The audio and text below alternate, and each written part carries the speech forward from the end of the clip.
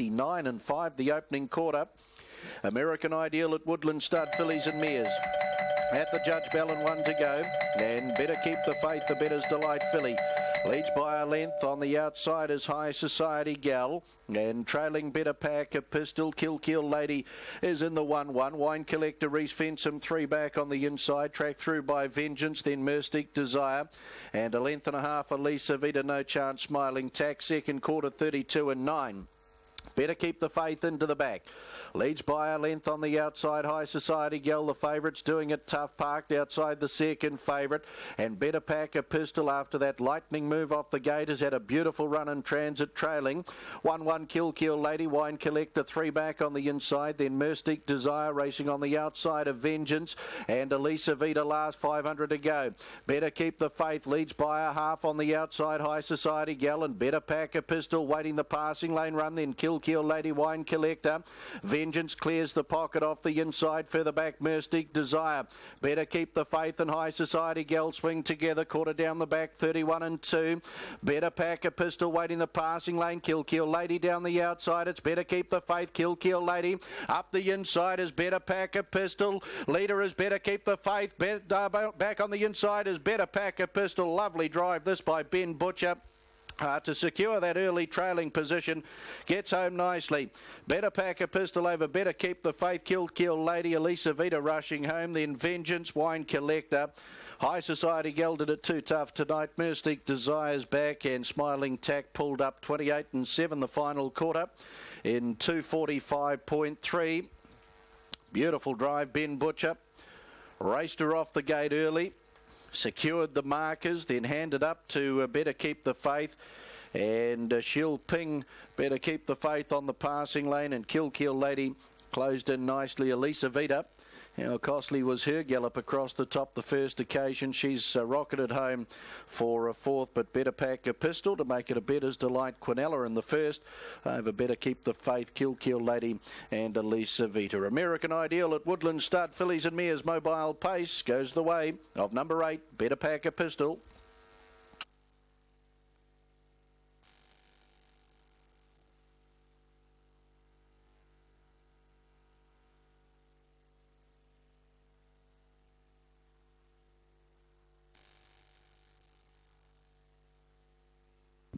Official placings, race 1, the American Ideal at Woodland Stud, fillies and mares, Mobile Pace, 849 211 1.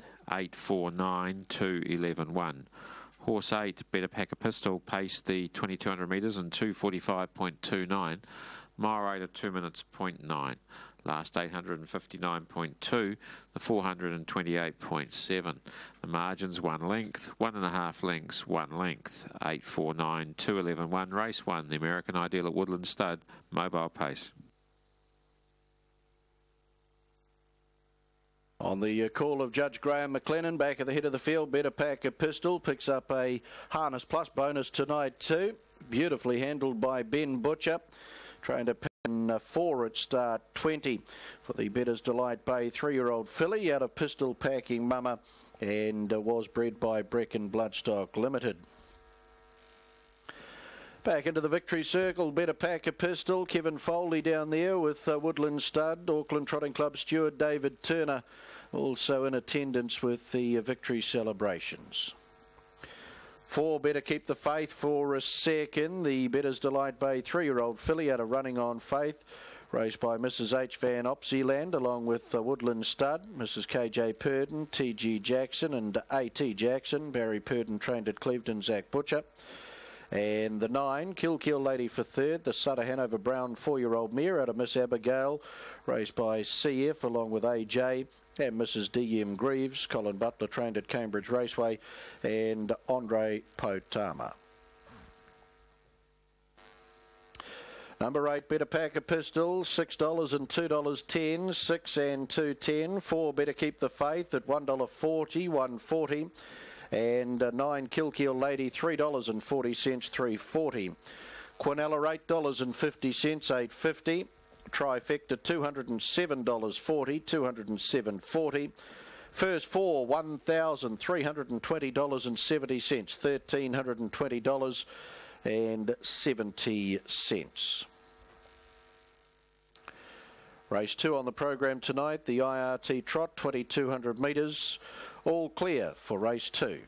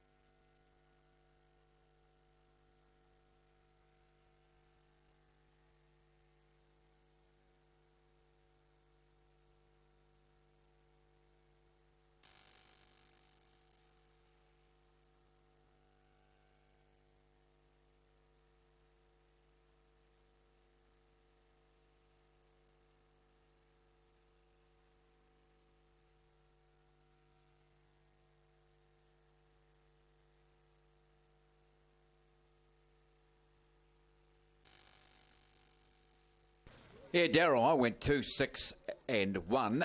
2, 6 and 1, and the other one I put in was number 8, the first starter of Power Dares. Come On Dolly, No Smiggle and D was second, third and fourth behind that impressive winner, Opawa Karen, last time out. And the fact that Come On Dolly's drawn exactly the same box draw here, chased the leader all the way, so from box 2 it's going to get another good run, I feel. So Come On Dolly to beat the 6, No Smiggle. Awkward draw, but good third last time. D, well boxed up there to go a good race. And the first starter of Power Dares, whatever it does today, can only improve on. So 2 there today, race number 8 on the program, and good luck if you're live in the quaddie, because it hasn't been all that easy so far. 14, Curra King, 7, Don't Get Excited, and number 16, Asawi. Short way home in the quaddie as we look at the market, not too sure as the favourite. The short way home in the quaddie is that runner at more than $10,000. So you can imagine there is some phone numbers on offer, particularly if 3 Chain Road, number 16, was to be successful. It's paying almost $250,000 in the quaddie there today. 4 minutes out, let's join TVN. In fact, TVN not quite with us, so while we wait for them to rejoin us, let's have a quick look on track. Not Too Sure's 5 into $4.20. Anya Keithy, number 8, that might be the omen. It's my dad's birthday today. His name's Keith. It's 10 into $9. Consoling Amy is 10 into 8. Good money for the 12, for the 13, and very tight in the market, the 14, Essie's Pride as well. Let's rejoin the team. Vickio and number 14, Essie's Pride. They are the top 3. There's the results from Wagga Race 7. Grand Allowance doing it well enough. Son of Mossman Hillman and Magic Albert, the other sides there. Wayne Carroll, former Swan, and Wagga trainer getting the result there at Wagga. Okay, looking forward to the weekend. We've got great action coming to you on TV, obviously. Sydney and Melbourne tomorrow, Moonee Valley and Randwick. Not sure, Brent probably has been updating you with the Randwick track, which is probably good and heavy at this stage if they've had more rain today. I haven't been following that, to be honest. But the race at Kensington on the Monday. And I think if they had a great deluge today, there was some little chance that they might switch to Kenzo tomorrow, but I'm not updated with that. I think for the winter meetings, I think we can pretty safely switch. Okay, thanks, Dean. Yeah, there'll be a track inspection at Randwick in about a quarter of an hour. Just having a look over it. Of course, the surface on the inside track there, the Kensington track, will be significantly drier. I think it was a dead 5 versus a heavy 8 late yesterday. So the fact that they are racing on Monday is a consideration. I think for those Randwick meetings throughout the winter, I wouldn't mind at all if you wanted to switch them to Kensington. Why not, if we know a little bit ahead of time? I don't think we lose an awful lot for 2 or 3 meetings at Randwick through the winter months where we might get more rain. It might be a bit dreary. I think there's a huge difference there. Looking forward to the action on Sunday. The Cup here, headed at the weights. Funny little race on Sunday, the Cup, with Lord of Brazil right up the top of the weights. And everything else basically on the limit. He's giving them a heap. He's third up.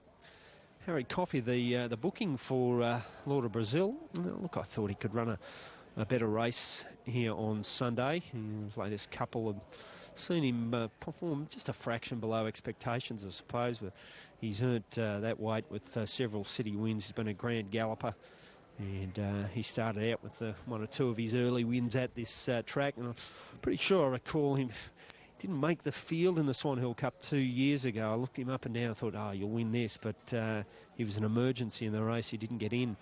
He might get his chance to win a Swan Hill Cup come Sunday. Keep in mind the Stradbroke tomorrow, the Derby, and plenty of racing action from overseas as well. Okay, getting ready now for the last, our favourite, Not Too Sure, into $4 here on course. Let's go to Rick for the call. Right, Kev, this is the Swan Hill Auto Group showcase. Terrific race to finish. Not Too Sure into $4 is favourite. Bookmakers well and truly on top. They're going to be eating like kings tonight, the bookies, after day 1 of the carnival. Plenty of time for punters to fight back. Here's Essie's Pride coming up.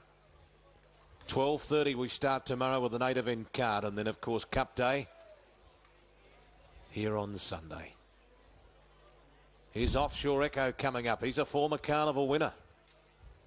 Here at Swan Hill, Not Too Sure the favourite. Quality performer. He's won 4 from 10. Consoling Amy, another grey being let up. She'll go to the outside gate and they'll be ready to go. Well, he will. Lucky Last, Swan Hill Auto Group. Good luck if you're still playing in the quaddie. Some big dividends await you. Light blinks on top of the gates. Mr. Wall about to send them. He does in the final event. And jumping out pretty well was Anya Keithy. So 2-3 Chain Road. Providential is drifting back along the inside, and Island Bar and Essie's Pride go forward around the favourite, Not Too Sure. Then Colicchio, followed by Consoling Amy, going forward off the track. Next in the race then was Chicanes trying to get away from the inside from Offshore Echo. Then followed by Diamonds at Noon, and he's back with Harp Sun at the tail end of the field as they go down the back. Island Bar went around the outside to take it up here off 3 Chain Road, who is still holding down second placing. They were followed then by Anya Keithy, who's next in the race, and Consoling Amy the Grey is going around the outside. Providential still stuck over on the inside, followed by Colicchio. They're followed by Chicanes, and Harps under the outside from Offshore Echo. Not Too Sure back to last now, and has Diamonds at Noon for company. It is Island Bar which led. I missed Essie's Pride. It was just obscured there on the outside of 3 Chain Road, but it's up running second now around 3 Chain Road, and then followed in the race by Anya Keithy, Consoling Amy, and Harpson making its move with Colicchio, and then followed Offshore Echo, and Not Too Sure. He's going to be coming via the car park here as they enter the lane in the last. Island Bar still going all right from 3 Chain Road. Anya Keithy, then Essie's Pride, Harpson, Not Too Sure's get into the right part of the track and starting to run on strongly. Island Bar though is still the leader. Not Too Sure is coming out after it. Then Colicchio, followed further back to Harpson. Island Bar is pulling out plenty. Not Too Sure still coming. Then Anya Keithy, Diamonds at Noon. Island Bar still the leader though. It'll be a top and tail for DK Weir. Anya Keithy won't get there despite despite being game. It's Island Bar and neck to Anya Keithy. Photo third, not too sure of the Carnival Horse. Diamonds at Noon running on strongly, and Chicane's put in a good finish. They were followed by Consoling Amy and also 3 Chain Road. Further back in the race then to Offshore Echo, Colicchio, Harpsund and Essie's Pride and Providential. 13-8 and a photo number 13, Island Bar, 4-year-old son of Reset with Darren Weir and Dean Yendall get the last. The quaddie there to pay $26,742.10. And Trevor Wilkes, if you got a little share of that, be a damn good start to the weekend, wouldn't it? Would it ever? Yeah, would it ever? You don't need too many of them. Yeah, 2-6-1-8 for me, 2-6-1-8. Come on, Dolly. Well overdue to win one. Come on, Dolly. And she's had 11 starts. She's been in the money and 7 of the beat. The 6 No Smiggle did go a good one when it run third behind a Power Karen here the other day. That was off the 3 box. Got a wee bit more work to do out of box 6 today, No Smiggle, but I thought it hit the line okay. D has come up with the inside box draw here and should go with the play all the way though from box 1 would think. D, and the other one I put in was Opawa Dares, and that ran second, beaten some 7 lengths by Eccles when qualifying recently. Opawa Dares and went some Opawa Patty. The breeding there, so maybe the 520 will be much more suited to Opawa Dares than the Sprint Journey when it qualified, but it's got that wide draw to contend with first up, and it's not going to be easy. 13-8-1 there, and that's the Swan Hill result coming through. 13-8-1 and Island Bar the winner, $9.30 and $2.80. Anya Keithy second at $2.90, and Diamonds at Noon got into third, the 1 at $7.50. And there's the doubles. 64.70 and 26.50. Treble completed 1100 and 99.50. And the quaddie, a beauty, 14.7, 16 and 13, $26,728.90. So well done if you got a wee bit of that. But these runners just behind the boxes for race 6. Don't forget our place 6 this evening, starting off at race 7 here this evening at 6:40. That's the first of the place 6 races at race Dolly from box 2, and they're about to move in. D has the inside. Botany Chris and Opawa Jackie, Gold Star Junior. That'll be followed up by Come On Dolly, Homebush Ginger, out wide of No Smiggle, and Opawa Dares has drawn the outside, the debutante. And the favourite here is Come On Dolly at 3, $4.70 for D, $5.30 Gold Star Junior, and round about $6.40 Opawa Jackie. So the last couple have been positioned. The green light is through to the control tower. The bunny set in motion. They're about to jump. Set in race 6. And racing, and down on the inside, D jumped nicely. So did Come On Dolly. Going up the maker line of 3 as home was Ginger, but Come On Dolly's going to grab the lead by the look of it. And Come On Dolly's the leader. Round the turn out of the straight, and it's been taken on here by home was Ginger. A couple of lengths to D, trying to get around the outside. Botany Chris off the track there, No Smiggle. They're followed down on the inside there by Gold Star Junior, but on the corner, leader travelling, and it's Come On Dolly up by 2.5 lengths. She's proving too good. Come On Dolly will score. Home was Ginger's No Smiggle, Gold Star Junior. They're followed by Opawa Jackie. Little gap the others, headed further back by Botany Chris. D never got into it, and Opawa Dares has ended up at the tail of the field. But Come On Dolly, the 2 has won this, $2.70 at the close, and that jumped off nicely, and yep, the win was well deserved, wasn't it? And after a long list of minor placings, it's finally done it today. Come On Dolly. And that's got there nicely. Gee, Homebush Ginger's gone a good one, hasn't it? The 4, the 6, No Smiggle, and the 7, Gold Star Junior. But Come On Dolly, the Black Bitch by Surf Lorien out of Winsome Dole. Mike Dempsey, the owner-trainer at Darfield. And it's got away to win by about 3 or 4 lengths. So it's been an easy win for Come On Dolly in the end. And here's Pete to wrap up race 6. The result of the 6th, the third and final heat of the Shirley Vet Clinic Maiden Stakes. 2, 4, 6, 7... 5, 3, 1, 8. The winner, number 2, Come On Dolly. Second, number 4, Homebush Ginger. Third, 6, No Smiggle. The fourth placing, number 7, Gold Star Junior. Winning time of 30.98. The lead up was 5.99, a midsection of 18.37. The run home was 12.61. The margins, 3.5 lengths, 1 1/4 lengths, 2 1/4 lengths, 1 length. So there it is, the 6th. number 2, the winner, Come On Dolly. Well, if ever there was a greyhound racing tonight, that deserved it. It was her. She'd had 11 starts prior to today for 7 minor placings, and she'd been pretty close up in a few of them, and she's broken through today, and well done to Connections there. $2.70 at $1.30. Homebush Ginger $3.30, and No Smiggle at $2.40. Cornellape $29.30. Trifecta at $200.90. First 4 with Gold Star Junior $2,012.30. The double, 2 on 2, paid $5.20, 2 and 4, $29.40. And the second treble there tonight, 1, 2 and 2, all favourites, $27.80. Not a bad return with 3 favourites. Race number 7 is a maiden sprint, first of another double and treble, and we've got it away for you at 20 minutes to 7 o'clock.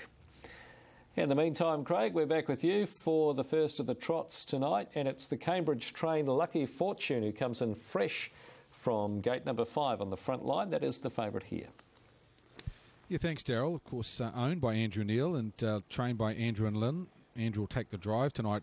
Beautifully bred, this bloke. This is the family of Lane's Luck, Madison's Luck, of course, Molly's Luck, and, of course, last week's runner in the Jules and Prim's Luck. The family, they all go good. This one's a son of Bryland's boys. He's a 3-year-old.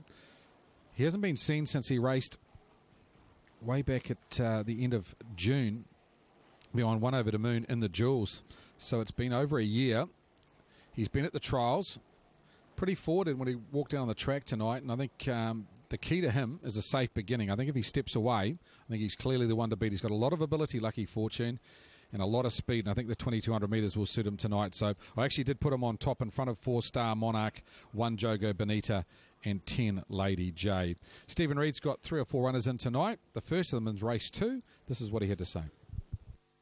Thanks for your time tonight, Stephen. Jogo Bonita goes round in race number 2. Looked to be travelling well till a late gallop last week. Yeah, well, he was travelling well. It's a little bit of a flip of the coin tonight. On one side, you've got the fact that I've taken him off the unruly, hoping to get him on the front line, which I have. But the negative is that he's drawn 1. It's going to be a marginal draw for him. But you know, look, I think, hey, we all know that he's got ability. If he trots away and puts himself in the race early, he's going to be very hard to beat. You've always held him in a little bit of an opinion about the bloke. He's taken a little bit of time, as trotters can do, but safely underway and getting to the last bend safely. A winning chance tonight? Yeah, I think for people that follow the horse, they'll know that normally, Whale, the issue's not early, it's late in the race. So just be looking from that last couple of 100 metres when the pressure goes on, and I think that'll tell a few stories. Are we saying on a bad drive gets him beat? No, we're not actually, because he's actually done this for Tony Hurley, so I'm going to defend the drive here. But in saying that, if I don't get him round tonight, I'll be putting my hand up to take myself off. There you go. So if he doesn't get him round safely tonight, he's sacking the driver, which is the trainer. Tony Hurley, he couldn't get him round, so if Stephen Reid can do it, he is a magician. He's got a lot of ability, Jogo Bonito, and Stephen's a part owner along with Kelly Blakemore, and this bloke shows so much at the trial. That's, of course, Lucky Monarch. He's a showy bloke, isn't he, with a golden mane and tail. But, yes, back to Jogo Bonito. On trial day, he wins 9 times out of 10, but he doesn't put it together on race day. So he's been taken off the unruly. Barrier number 1's never easy. They get claustrophobic down on the inside there. But I think with a safe beginning, he can win race number 2 tonight. Lovely-looking horse, the son of Bryland Boys and Lucky Fortune. He's certainly right up to winning a race like this. He's got to step away with Andrew and Lynn Neal. And I thought Star Monarch for Revel Douglas, his last 2 seconds behind Katie Allen Castleton and No Ordinary Sun, both had merit. Maurice McHenry takes the drive, and he does things right, Star Monarch, and he gives you a sight, so he's right in it. Head-to-head here on option 522. If you want to play on that option 522. The head-to-head. Aaron White's numbers in race number 2 tonight are 1, 5, 4 and 10.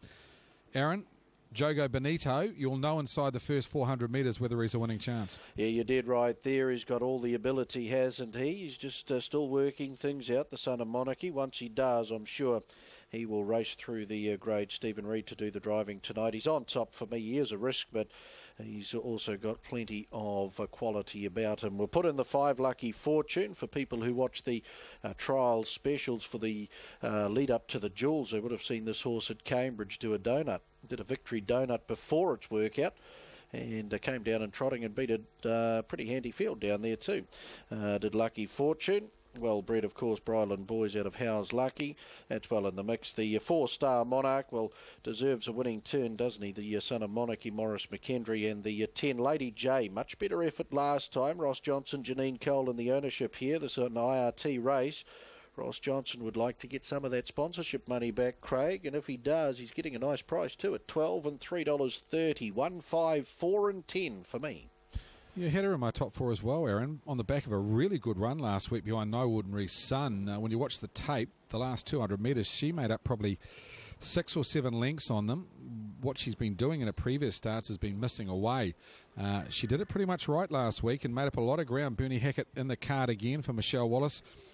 I think Lady J's on the improve, and you one to watch in upcoming weeks right through the winter months. I think she's got a lot of ability. They'll be trying to get a couple of wins out of course, tonight. If she can win, her second win will be penalty-free as with 3-year-olds. So Lady J, I'm sure, come the 1st of August, they'll be trying to get as much as they can out of her. Zach Butcher, 155, heads the Streamline Freight Drivers Challenge. Full Butcher, $6.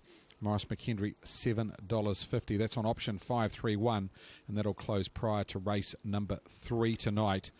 Luckchin, $8.50. Race 3 starts at $6.55, so you've got approximately another 25 minutes to play into that race. Outside the top 4, other chances in the race were Iwi Baldy. Peter Ferguson takes the drive. This one for Bill Darragh. Ran second last start behind Davies' brother.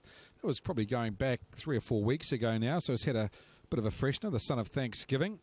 12-start maiden, but just getting better each time, and he'll pick one up shortly. Iwi Baldy. Outside them, probably a horse that's got a lot of ability, but it's been letting the punters down as Terraskova for Luck Chin. Luck's got Djokovic going around tonight. This one, the filly by Monarchy. Another one that has a lot of ability, but just inside the first 400 metres, she rolls into a gallop and costs herself probably 5 or 6 lengths each time, and then makes it up at the end of her races. Her 4th 2 starts ago was very, very good. If she get around that first bend safely, what she had about $28, certainly one to include. Rough trifecta in first 4 positions. Thanks, Craig. The Square Gators face up to starter Frank Phelan for the IRT Trots. Set and ready for action. Maiden Square Gators. Barrier strand releases now. And they're off and trotting. Off stride early was Lucky Fortune, one of the favourites. Iwi Baldy's away nicely. All the other trotters get away safely. Lucky Fortune still galloping out the back here. Iwi Baldy over the early wicket. Now Jogo Benito, the second favourite, rolls into a gallop. And Star Philly's also an early galloper as to now. I'm not quite sure. Up into the third was Sunbell, then Star Monarch, Terraskova, Seymour. Further back in the field, La Maitre D, followed by Sunny Lindy. Further back in the field is Lady J. Jogo Benito's, he's still galloping on the first corner here, been passed by I'm not quite sure. Back in the field, Lucky Fortune. It's got a lot of work to do, as to Star Philly. Through the back they go, and the early wicket goes through the lead time in 47.4. Very good lead time for the trotters. Standing start 2200. Iwi Baldy's got the early wickets back, and there's 10 lengths away in the field to Sunbell, followed Terraskova. Then came Seymour. Lady J off stride. There was La Maitre D as they sweep across the showgrounds turn. Then Sunny Lindy. Star Monarch's the last of the winning chances, I'd say. Further back in the field is I'm not quite sure. Further away, Jogo Benito and Lucky Fortune, and back with those Star Philly. Into the lane they come. The IRT trot, the opening quarter in 30.7, and it's pedal to the middle stuff in front for the early wicket, and Jay Abernathy over Iwi Baldy. 6 lengths away to a closing. Terraskova gets around Sunbell. There followed Seymour. Lady J's doing everything right tonight for the sponsor. Bernie Hackett doing the driving as they work the stables corner. There followed by Star Monarch, Sunny Lindy. Further away, La Maitre D. I'm not quite sure. Lucky Fortune's chasing hard, but he's not a winning chance. Jogo Benito, Star Philly, second quarter in 32.4. The early wicket into the back. Leads a length. Moving closer, Terraskova. Iwi Baldy's had a gorgeous trip in transit. Then Seymour there, followed by Star Monarch. On the inside, Sunbell is yielding ground as Lady J gets past it. And then Sunny Lindy. 500 to go. Terraskova. She rolls on to the lead tonight for Luckchin. Clears away by 3. The early wicket, Iwi Baldy, Seymour. Then Star Monarch, Lady J and Sunny Lindy at the 400 third quarter and 30.2. Terraskova leads a length and a half. The early wicket, Iwi Baldy, Seymour. Right round runners come Star Monarch, and Lady J's going to get a lovely saloon right through on the inside as they come for home.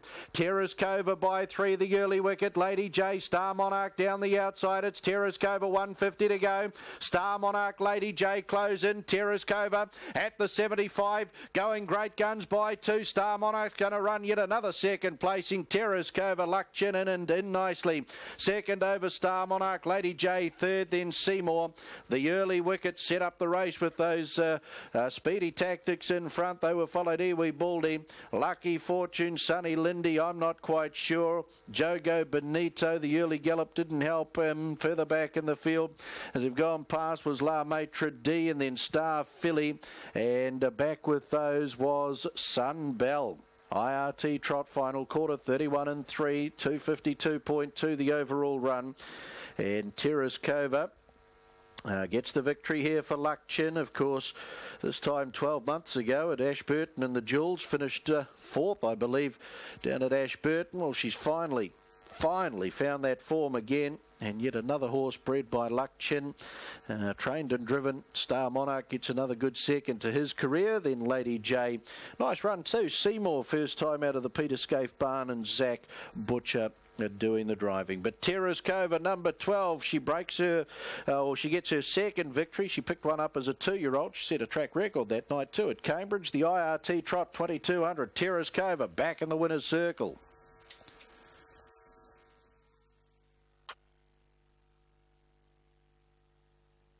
Official placings, race 2, the IRT trot. 12, 4, 10, 11, 9, 3. 12, 4, 10, 11, 9, 3. Horse 12 trotted the 2200 metres. Terraskova trotted the 2200 metres in 252.26. Mile rate of 2.6. Last 861.5 and the 431.3.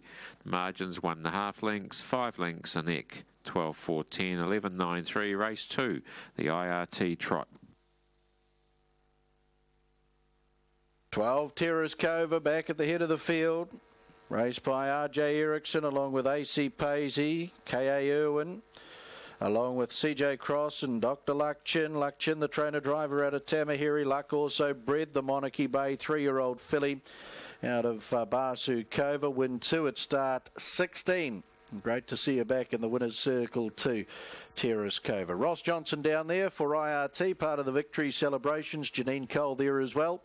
And for the Auckland Trotting Club, Stuart Gordon Robertson also in attendance.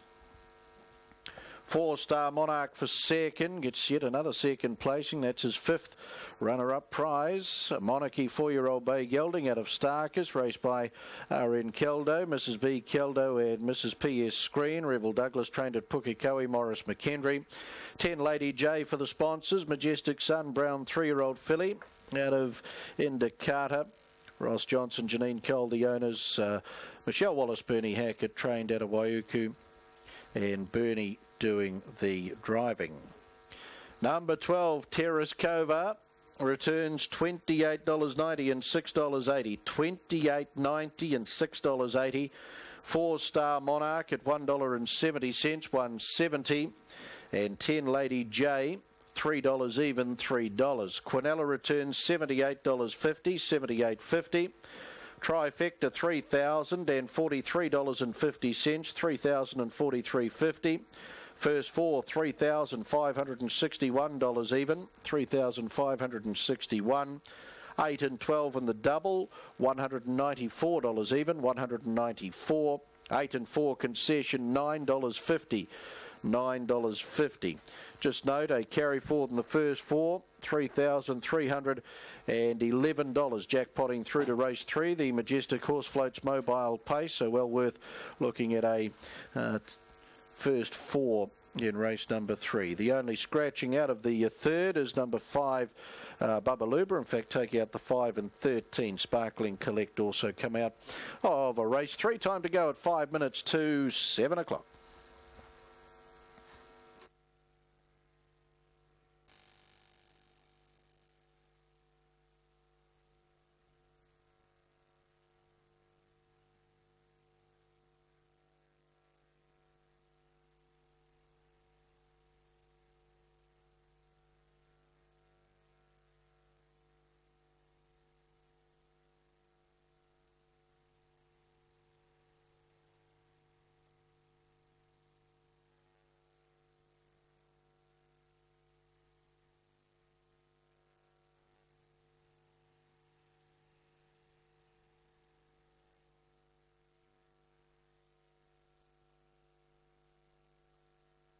At a bit of early speed the other day, that was down at Forbury when running third behind Sumion, and No Mayhem were first and second in that race. So if Homebush Spike can get off those boxes, it might give them something to think about here. Homebush Spike and the 7, Mr. Keegan, first starter here with Ashley Bradshaw, Sergio Emerge, and so it's a letter to Porky Pig, which lined up in race 1. Disappointed too, didn't it, in race 1, unless it got injured?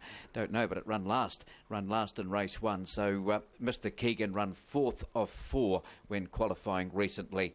And the winner of that quali was No Mayhem. So Mr. Keegan out of box 7.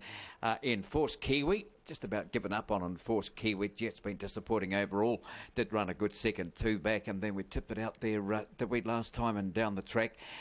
Enforced Kiwi, Gold Star Frankie, and the Jet to front up. Gold Star Frankie's had the 7 runs, and the box draw's not going to be a help for it. Gin Sling has got a few placings too. It's been placed in 4 of 8. Gin Sling, not the best of draws, but might not be far away. Gin Sling, and then you've got Botany Liz drawn the outside. Needs to improve on that first up run where it run last behind Sumion. That was down at Forbury Park, but from box 8 here today, it's going to have to jump and get across, isn't it?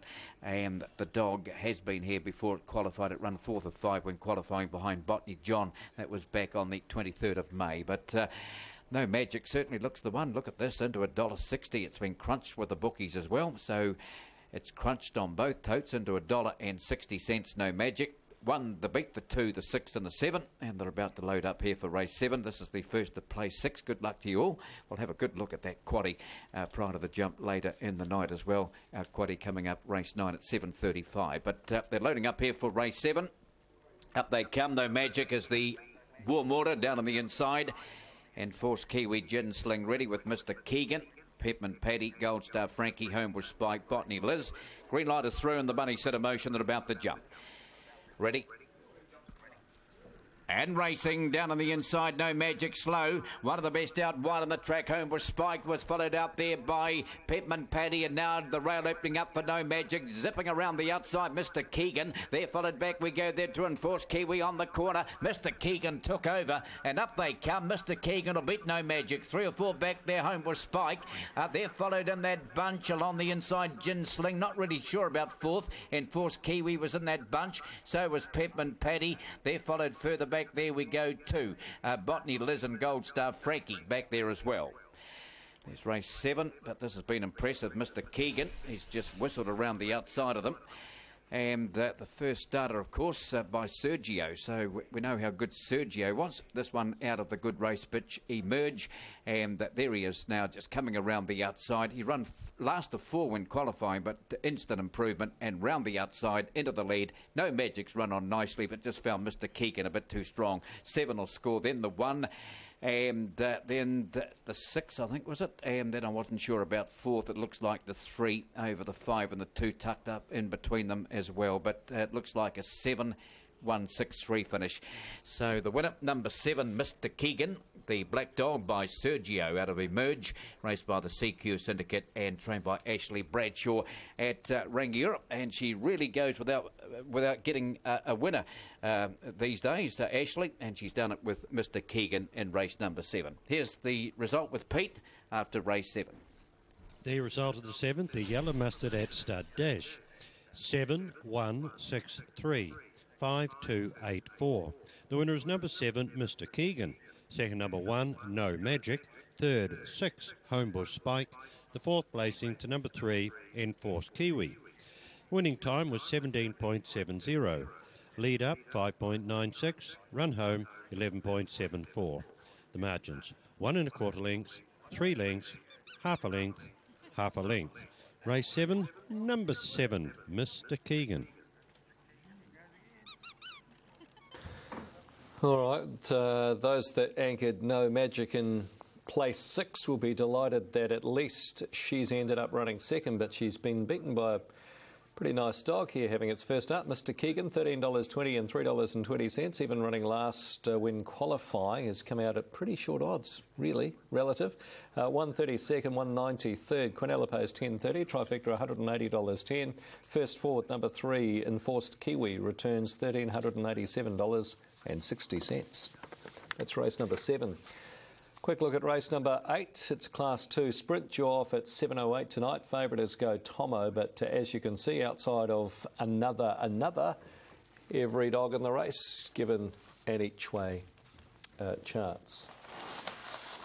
All right, we're going to take a break here, Trackside Live. When we return, we're going to get you back to Alexandra Park. We'll rejoin Craig there to analyse the Pick 6 tonight, so get those pens and racebooks handy. The world's biggest sporting tournament is coming, and so is the TAB's biggest prize ever.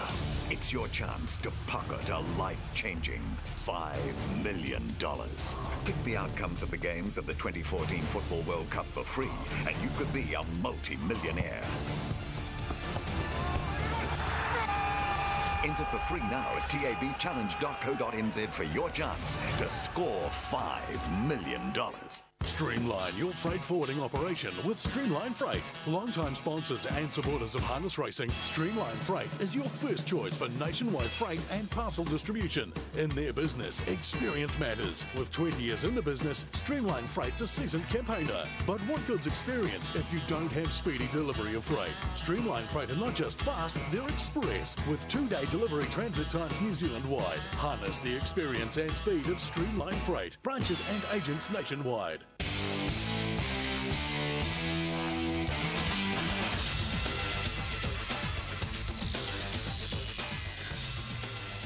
Yeah, welcome back to Alexandra Park for our Pick 6 preview tonight. Race number 5, of course, kicks off the Pick 6 preview tonight. 75,000 guaranteed. I think it'll exceed that. We've got about 40,000 carried forward from last week, so I think we'll well and truly get over the $75,000. And I think in the first leg, a leg we can probably get away with maybe 1, 2 horses at the most. Lancewood Lizzie, very keen on her from the inside here. It is a front row, no second row. She's a great gate speed horse, likely leader. I think the only one that will go forward would be Pacquiao on the race, and they may well lead trail. So I think in the first leg, we can get away with runners 1 and 7. I think Lancewood Lizzie, if you want to anchor on one combination for a larger percentage, pick up Pacquiao in a smaller percentage. That's how I'd play the first leg of Pick 6 anyway. I think number 1, one of the bets of the night. 7, Pacquiao, want a bit of cover. 8, Who Dares Wins. Very good winning last start, but got that bad draw from barrier number 8. And outside the top 4, I thought Kippenberger in the mix as well. Aaron's numbers, he's very similar. 1, 7, 6 and 8. He's got Kippenberger in for third. Second leg of Pick 6 tonight. Might have to go a little bit wider here. This field's got a little bit of depth to it. 8, Sunshield, absolutely monstered them last start. Won by 12 lengths for Lynn and Andrew Neal. That was from a stand, went straight for the front and was never headed. Mobile tonight, barrier number 8. We'll probably have to work around the field. There's a bit of gate speed from All Royal Gal and Djokovic. But I thought Sunshield, on the performance last start, deserved to start favourite. 6.20 on the tote, though, suggested it's a very even market. I put Sea Spray Cracker in. I've talked to Todd Mitchell earlier in the night. We'll play that interview prior to race number 6. Thought it's a winning chance. Very good run first up at the park last start. We've seen Luck Chin had a win tonight already with Djokovic and All Royal Gal, who comes out of the Jewels. Your likely leader from the mobile. Remember, this is a mobile. 8, 9, 3 and 4 in the second leg. Aaron's going 3, 6, 8 and 9. Third leg of Pick 6 tonight, and this is a tricky affair. I think it's reflecting the betting here. There's 3 or 4 horses around about the $5 mark I settled on 4 Tassie's Devil for Ben Butcher and Robbie Hughes. Good winner last start, got up the passing lane and got the money beating Russian Al Sue. Barrier 4 likely to go forward. I thought a must in pick 6. That was a penalty-free win last start, so well placed. Other chances, Rusty Haste is coming out of the Jewels, a big drop back in grade.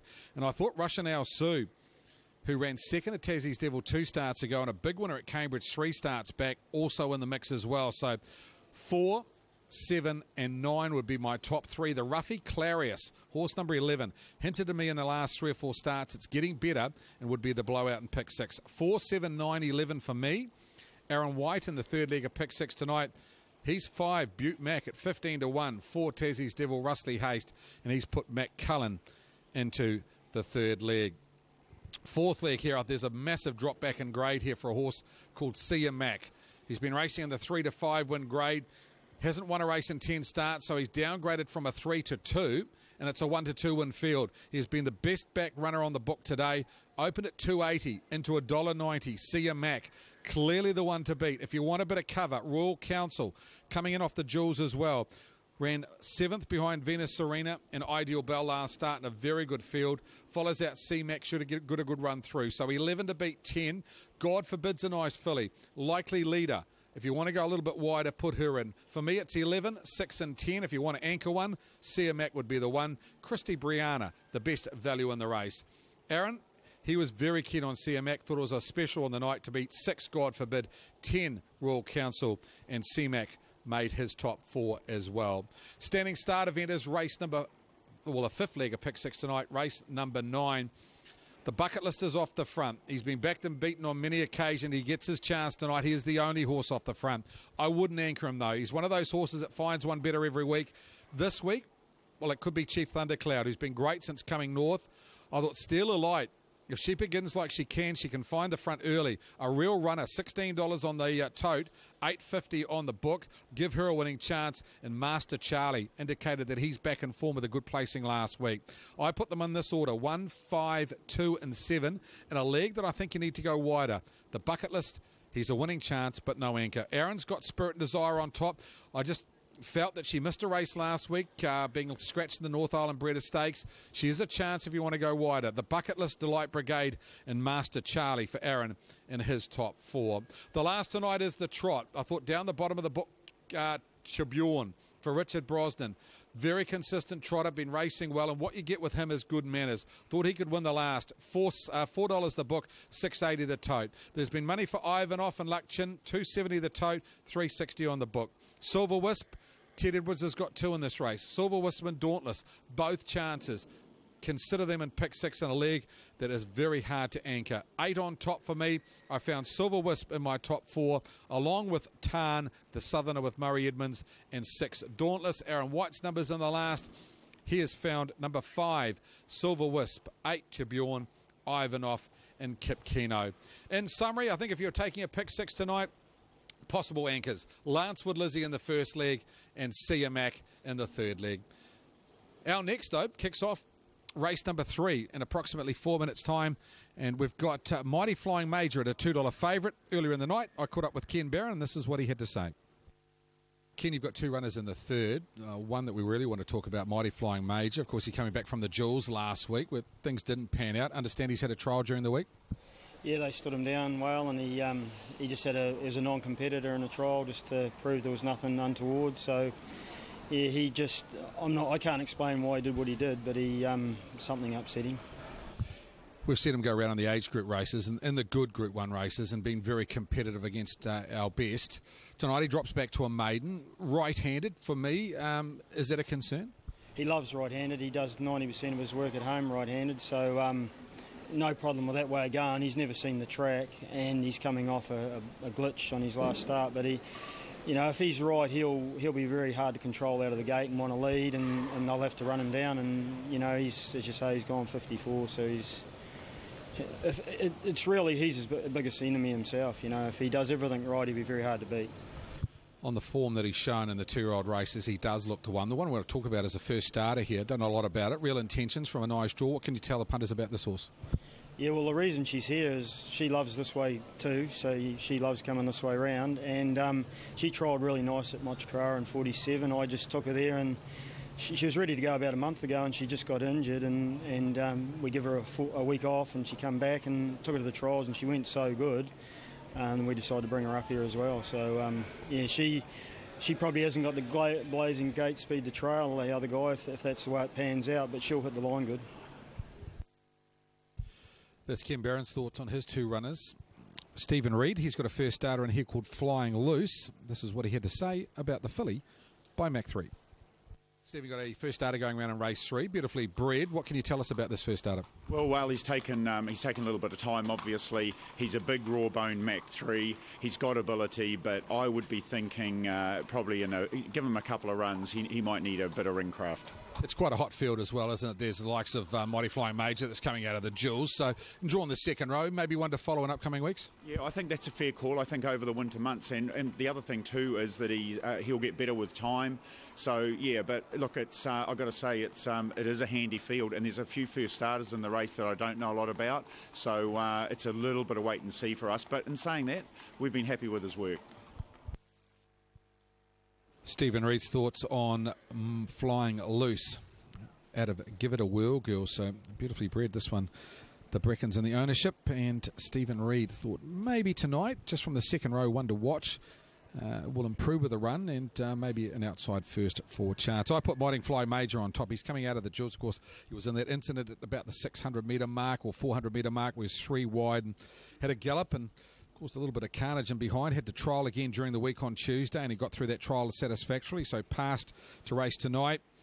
His form in the two-year-old races in the South Island was exceptional in far stronger fields. If he does it right, and Ken said he's worked right-handed at home fantastically well, so that's not a concern. My concern is he gets very worked up, and having a look at him on track tonight, he sweated up a little bit and he got very keen. I think he's a bit one-dimensional. He likes to go forward in his races, and if he finds the front, they'll run along here, and he should get home on the form that he showed in the South Island. I do like 9 Hidden Bad, the horse on screen at the moment. Had a good look at him. She's a lovely type by Badlands Hanover. Trialled up the other day behind Explosive Art and came from a mile back in the trial. It was a very, very nice trial. I thought number 9, Hidden Bad, the best value in the race. If you're looking for one to beat the favourite, I thought horse 9 can do it. Follows out the stablemate Royal Retreat. Should get a good run through. So 7 to beat 9 for me. Stella Camwood was good at the workouts here a couple of weeks ago and winning its trial, and saying that didn't go overly quick, but she looks okay. Only a 2-year-old filly. This one for Diane Wood, Josh Dickey, and I put in number 10, Belle de Jour, formerly trained by Crandale Giddy, now here in the north with Peter Scaife. Phil Butcher takes the drive. 7 on top does look very hard to beat. A $10,000 bet at 220 on Mighty Flying Major through from the book, the best back runner in race number 3. And behind the mobile for the third, the Majestic Horse Floats. Mobile pace. Your favourite will start out wide and back.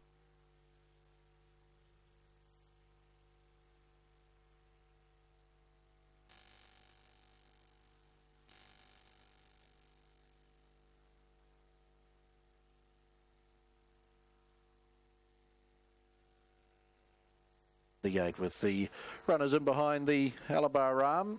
Majestic Horse Floats Mobile Pace, the third on the program to complete our first treble. 8 and 4, Better Pack a Pistol, and Terrace Cover to be live in the treble. Into the lane, Majestic Horse Floats, Mobile Pace. Starter Frank Phelan activates the green light. They're often pacing. Elliot Daniel and Mighty Flying Major come out strongly. Back on the inside, Royal Retreat as they hit the stables corner. Mighty Flying Major will go on and get the lead off Elliot Daniel, Royal Retreat and Stella Camwood. Back on the inside, Hidden Bad will end up 4 back on the inside. Coming forward out 3 wide as they pace around that first corner underworked, and they're followed then by Belle de Jour. Getting back in the field on the inside was Bryden Ideal. They're followed by Flying Loose. Back second last is Real Intentions, and back there with it is Brandy. Down the back straight they go, 1,600 metres left to go. And Mighty Flying Major, the Art Major colt, leads a length and a half. Elliot Daniel nestles for the run in the trail, and Royal Retreat is 3 back on the inside. Underworked is 4th and parked. Lead time completed in 43.9 as they come off the back and sweep across the showgrounds turn. Belle de Jour starts a run out 3 wide to get handier to the speed. They're followed Stella Camwood. Also Real Intention starts a 3 wide claim into the race. Back on the inside then was Hidden Bad. Back in the field is Flying Loose, and Bryden Bryden Ideal, and Brandy is back last. They pace into the lane, 1200 left to go. Majestic Horse Floats Mobile Pace, 32 and 6 the opening quarter. And Mighty Flying Major doing it nicely out in front, Kenny Barron.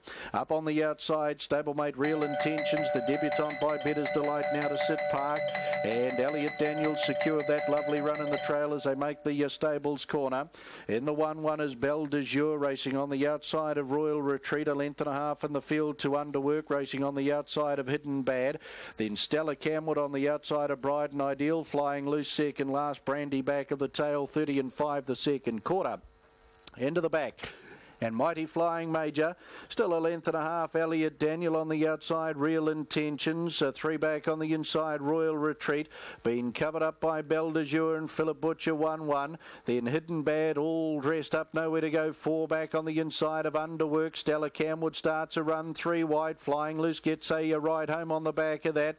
Then Bryden Ideal and Brandy, 450 left to go. Mighty Flying Major, third quarter and 29.9. Pacing boldly in front, Elliot Daniel. Real Intention. Stella Camwood comes up 3 and 4 wide as Belle de Jour comes out of the 1-1 back on the inside. Royal Retreat and Hidden Bad, they come for home, and Mighty Flying Major leads a length and a half. Elliot Daniel, Belle de Jour, Stella Camwood down the outside. Mighty Flying Major from villain to hero for punters, and Mighty Flying Major's in and in nicely. Wins by 4. Elliot Daniel will just get second over Real Intentions, then Royal Retreat.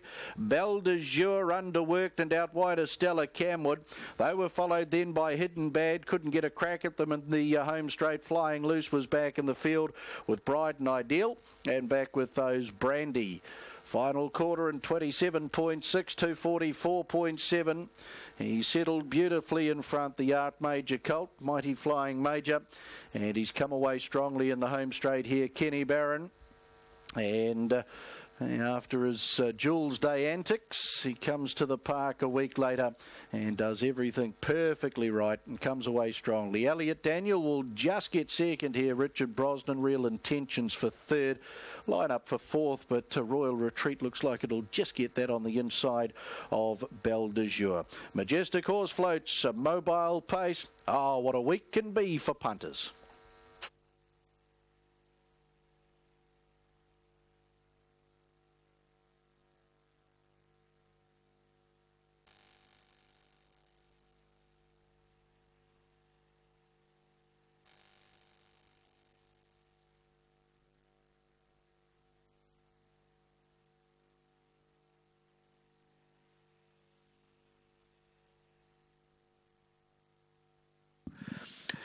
Official placings in race 3, the Majestic Horse Floats Mobile Pace, subject to a very close photo for 4th and 5th. Placings are 7, 6, 3, and then in a very close photo 1, 9 or 9, 1, and then further close photos 2 and 8. So 7, 6, 3 confirmed, then close photos 1 and 9, 9 or 1, then 2 and 8.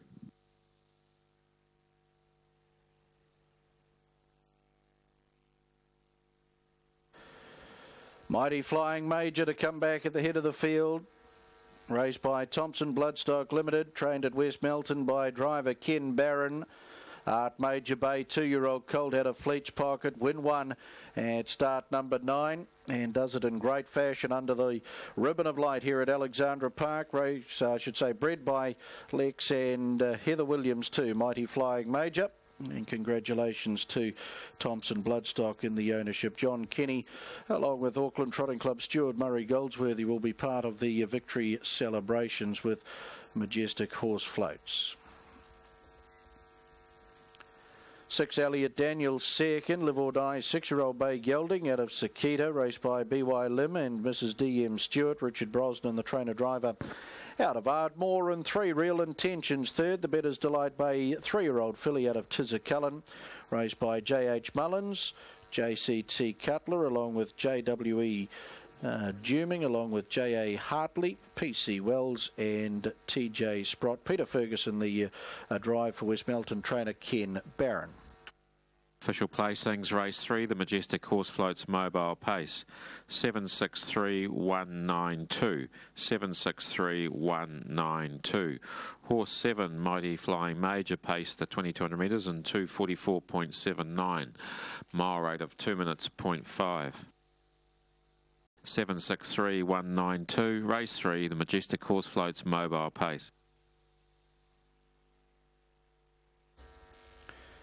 The totes will see Mighty Flying Major return $1.80 and $1.40, 181.40. 6 Elliot Daniel, $8.20, 8.20. 3 Real and $50, 586.50. First 4, $4,244.30, 4,244.30. And the opening TAB treble tonight, 8, 12 and 7, $617.60, $617.60 as we go back to Judge Graham McLennan and pick up those margins. Here's the margins, Aaron. Right, we have our Jules Sulky race out on the track. 3 contestants here.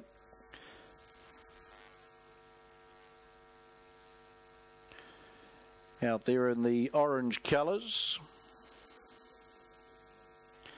Arthur Downs driving Surprise.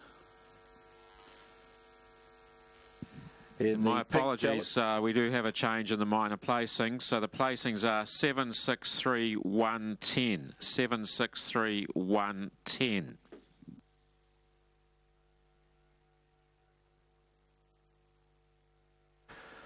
The runners in behind the yellow bar arm for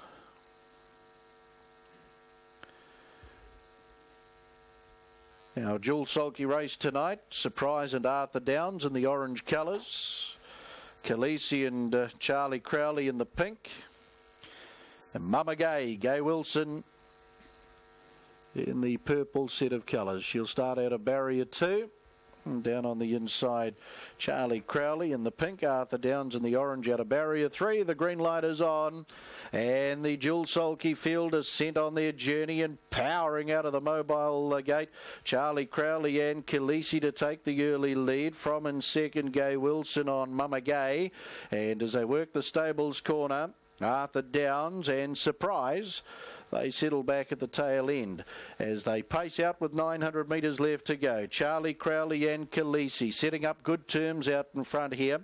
A length and a half, Gay Wilson on Mama Gay in the purple set of colours, sitting midfield second, and back last is Arthur Downs in the orange.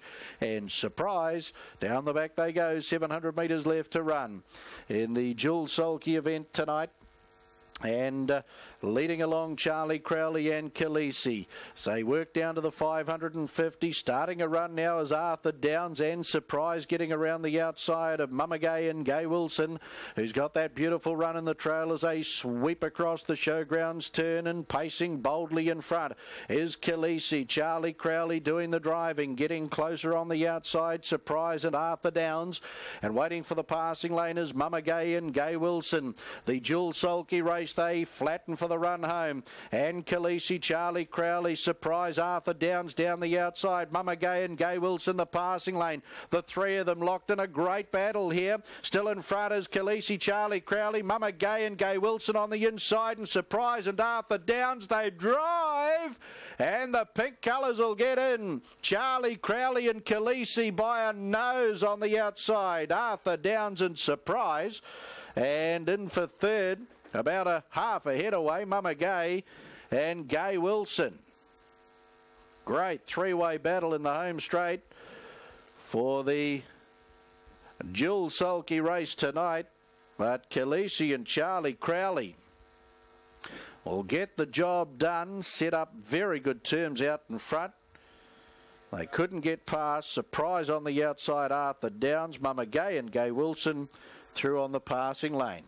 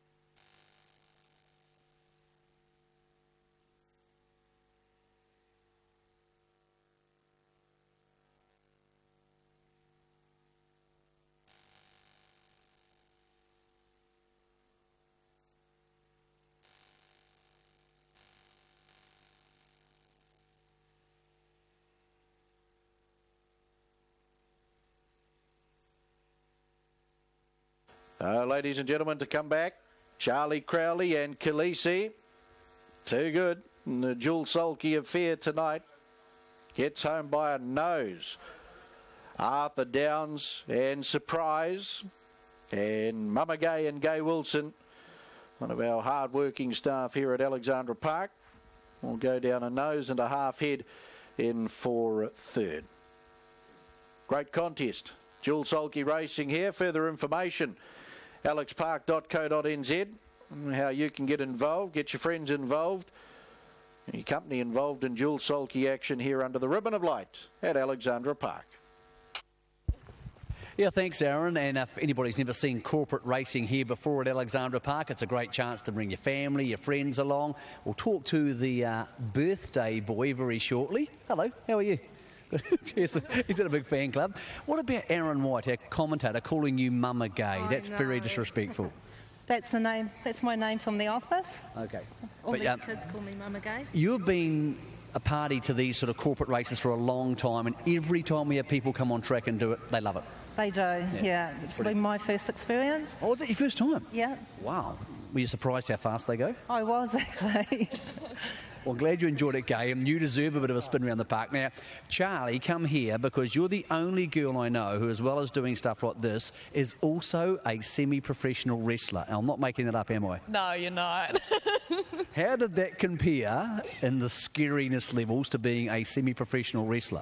Semi-professional? Well, you know, you got another job as well. No, it was a really good experience. I hadn't done it before either, so no. Nothing compared to that. And they gave you a horse called Khaleesi. That'd be right up your alley after a Game of Thrones, wouldn't it? Yeah. Oh, well, the ladies were first and third, but Arthur, happy birthday. I believe this was a present from your family and friends over here. Thank you. I'll never forgive them. You'll never forgive them? Never forgive them. What did you make of that? Isn't it cool fun? Fantastic. I used to ride a lot on horses, show jumping and stuff, but I've never had to run along behind a horse so fast before. Well, lucky it was a warm night and it wasn't a wet night because they kick up a bit of stuff. It's surprising how much stuff comes up. Yeah, a lot of rocks throwing around the place. And really exciting, thoroughly. And it's really close together too. Look, it's a lot closer. You're a lot closer to everybody else than you probably think when you're watching it just in a race. Yeah.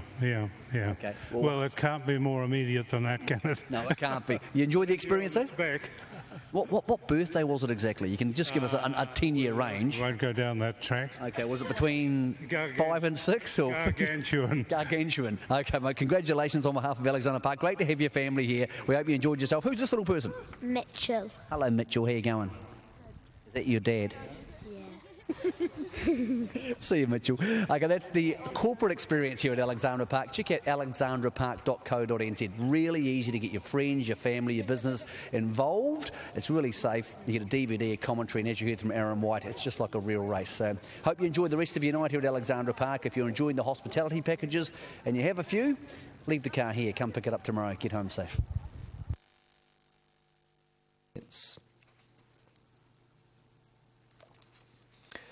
Double 7 on 7, $62.40, 7 and 1, $35.70. So the first leg of the quaddie, as Trev said, is next, race 9 at 7:35, and your favourite is Token Stew, who's won 2 of his last 3 assignments. He was well back to win again last time out in Class 2, his first run in Class 2, but he got pipped by Mick Jobson. So perhaps from that nice draw tonight, he can grab his 4th win at start number 18. He's the favourite, 320 on the options, 310 on the tote. That's race number 9 from Addington. Take a break here on Trackside Live. We'll come back and update the market for the Stradbroke Handicap tomorrow and then build into race number 4 at Alexandra Park. Ohoka 50, the first 4, 4,244.30 in the opening treble, $617.60 on the official numbers in the third, 7, 6, 3, 1 and 10 being fifth, the Belle de Jour. New Zealand Herald, subscribe to the Herald and save. By subscribing to the Herald, you'll save up to 11% on the retail price of the newspaper. Enjoy the convenience of free home delivery and opportunities to win amazing prizes in the New Zealand Herald exclusive subscriber-only competitions. For further information, 0800 100 888, herald.co.nz/subscriptions. New Zealand Herald, wonderful supporters of light harness racing here at Alexandra Park. Number 1, Princess Sophia and Todd Mitchell, 8.90 and 3. 2, Jasinski, Luck Chin, 5 and $1.80. 3B Senior, Todd McFarlane. Ready to go. Gates open. Oh, gee, that was a great start in the last. And Masthead and Panetta's coming down the outside to the 200 metres mark, and Black Cash the leader. Sacred Star's on terms. They're followed by Masthead. Architects coming from the back. Sacred Star and Black Cash from Masthead. Sacred Star takes the lead close to home, and it will fall in. Sacred Star from Masthead.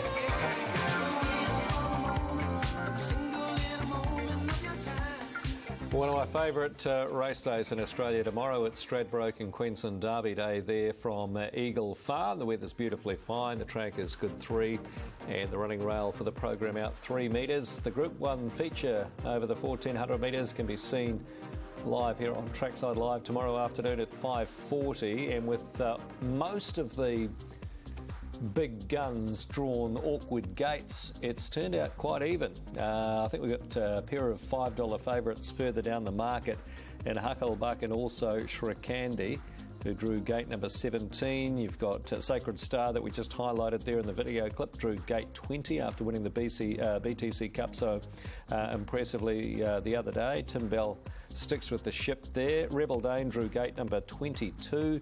River Lad drew 19, Temple of Boom drew 18, Red Tracer 16. Let's have a look at some of these other ones that drew out. There was one other that I thought was some sort of chance that had drawn a terrible gate, and that was Val Rosso. It's drawn out wide as well. So it's a fascinating little contest tomorrow. The Stradbroke Handicap always is. Lots of pace on right from the outset, and it's generally the horse that gets the gun run just in behind them with a little bit of luck that prevails. It's a terrific race, and as I said, one of my favourite races on the Australian racing calendar and one of my favourite race days across the ditch. Anyway, let's get back to Alexandra Park. Got the trotters in action here, Craig, and Cool Cobber still favourite here at 2.2. Yeah, thanks, Daryl. It's coming off the back of a very good fourth in the Road Cup behind Master Lavros, the horse that ran second in the Road Cup. Shimon went to the Jewels last Saturday afternoon, and of course in the hands of Dexter Dunn, took out the Group 1 event. It is a good form line. Only concerns I've got, he's never quick away from a stand, and he's off a big mark of 40 metres. There's some progressive types in here, the likes of Princess Sophia, Rare Opportunity, Jasinski, good winner last start, and a horse that I'm very keen on, number 6, Mingara, and I reckon $10, punters. That is very good each way money from Mir. He drives horse 1, Princess Sophia, in the 4th. Thanks for your time, Todd. You've got 3 drives tonight. The first of them goes around the trot in Princess Sophia. Nice run in the Jewels behind Shimon. Seemed to get home quite nicely. Yeah, no, Anthony said he was pretty happy with it. He said a bit of a shame the pace wasn't on, so I think he might have been having a little bit of a dig at me. But he said it was pretty good, nice run. He was pretty happy with her, and her work since worked a Wednesday, and she felt pretty nice in her work. So been off the front, she does everything right. Generally, she steps pretty good. She can be a little bit funny at the start, but Anthony said she has got a little bit of speed early, so yeah, hopefully she gets a nice trip. I think I was going to ask you about right-handed. Have you worked a right-handed? Yeah, she just gets in a little bit, but she's going to have a boring pole on tonight, so shouldn't really worry. I think she'd be pretty safe. Todd Mitchell with his thoughts on Princess Sophia for Tim Butt, and of course they've got 2 in the race. Astral Traveller will be driven by Peter Ferguson. Head-to-head here, Jasinski versus B Senior. 160 Jasinski, 215 B Senior. I think I'd play Jasinski here. Of the 2, the more reliable of the 2, and she was really good winning last start. Well, saying that, she was handicapped to win. She'd been downgraded and immediately struck form. Beat stablemate Ivanov, who goes round the last. Lux had a winner already tonight in Terrascova, and I think when they go racing, this mare will be in front at some stage, and I think at the head-to-head, I think I'd be taking Jasinski over B Senior. My number's 6, 1, 8 and 4. 6, 1, 8 and 4, and I did think Mingara was the value at around about $10. Aaron's numbers are 8, 6, 3 and 2. He's going for Cool Cobber over Mingara, B Senior and Jasinski. Aaron, Cool Cobber very good in the Road Cup when running fourth behind Master Lavros. He was, and I think he's going to take a bit of beating here. A Cool Cobber, even though he's from 40 behind, he has been freshened. Zach Butcher doing the driving for Derek Ball. We'll put in the 6, Mingara. I think she's a cracking bet, just like you, Craig, in this first leg of a treble. I'd certainly be covering her on the treble tickets at $9.60 and $2.40. Get a cracking each way price, and with the bookies, the $2.25 would certainly attract me. If I was looking for a late plunge on something to put some money on, Mingara, I can't see her not running in the top 3 in this. 3B Senior, Todd McFarlane trotting well. Jasinski, a last start winner for Luck Chin. 8, 6, 3 and 2 to open our second treble.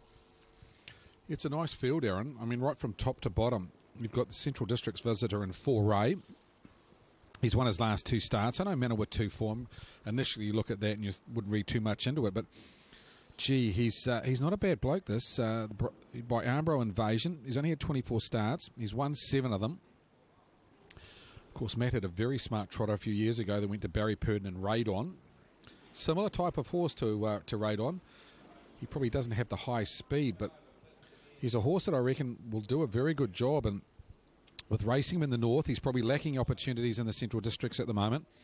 And I think Foray, one to follow over the winter months if he stays in the north. Andre Putama has driven him right throughout his career, and he starts off the 30-metre handicap. Not going to be easy for him. He gives horses like Mingara a 20-metre head start, and the likes of Jasinski and Princess Sophia that 30-metre handicap. So that's why I haven't put him in my top 4 tonight for Ray, but I wouldn't be surprised 2 or 3 weeks' time we see this bloke at Alexandra Park and he's putting his hand up. He's a nice horse, and he'll benefit with a run first time right-handed tonight at the park. Money is still coming for horse 8, Cool Cobra, on shot at the moment for Derek Ball. Zach Butcher, 210 the book, 220 now, 210 the tote. So best back runner, race number 4, horse 8. Opportunity Astral Traveller, the unruly Mingara, 30 behind Foray, Cool Cobra off 40. Thanks, Craig, with the Square Gators facing up now to start a Frank Phelan. New Zealand Herald Handicap Trot. Cool Cobber, the $2 favourite to start from the 40-metre tape. As the tape's released, he's come away nicely from that back mark. In fact, they're all down and trotting here. Jasinski first away over B Senior, and on the inside, Princess Sophia. Just rolls into a gallop as they approach that first corner, Princess Sophia. So she's galloping back through the field as her stablemate gets past her now, Astral Traveller. That's been tracked up then by Rare Opportunity. Mingara's got the back of him. There's a good 10 lengths away in the field to Cool Cobber, who's got past the Central District superstar 4-8. He's back second last, and now Princess Sophia with that gallop is all the way back to last as they've put the showgrounds turn behind them their first occasion and worked down the lane, and Luckchin and Jasinski where she likes to be in front, bowling along over B Senior, Astral Traveller, Rare Opportunity. Mingara sits fifth here for Megan Tees. Cool Cobber's already hunted the pack down. He's back in sixth as they work past the judge. 3 lengths away in the field to 4-8. And 6 lengths away, Princess Sophia back last on the stables corner. And Jasinski, as they run an Indian file, leads by 2. B Senior, length and a half, Astral Traveller, similar margin back to Rare Opportunity. He's sitting in midfield. On his back is Mingara, then Cool Cobber, Foray, and Princess Sophia as they trot into the back. Jasinski gets away 2.5 now over B Senior, then Astral Traveller, Rare Opportunity, Mingara. They're all quite content to sit in here. The drivers behind the leader. They're followed then by Cool Cobber back third last, Foray and Andre Potama second last, and back last is Princess Sophia, lead time in 1:31. Again, they're on the showgrounds turn, and Jasinski bowling along by 2. B Seniors secured that nice run in the trail for Todd McFarlane.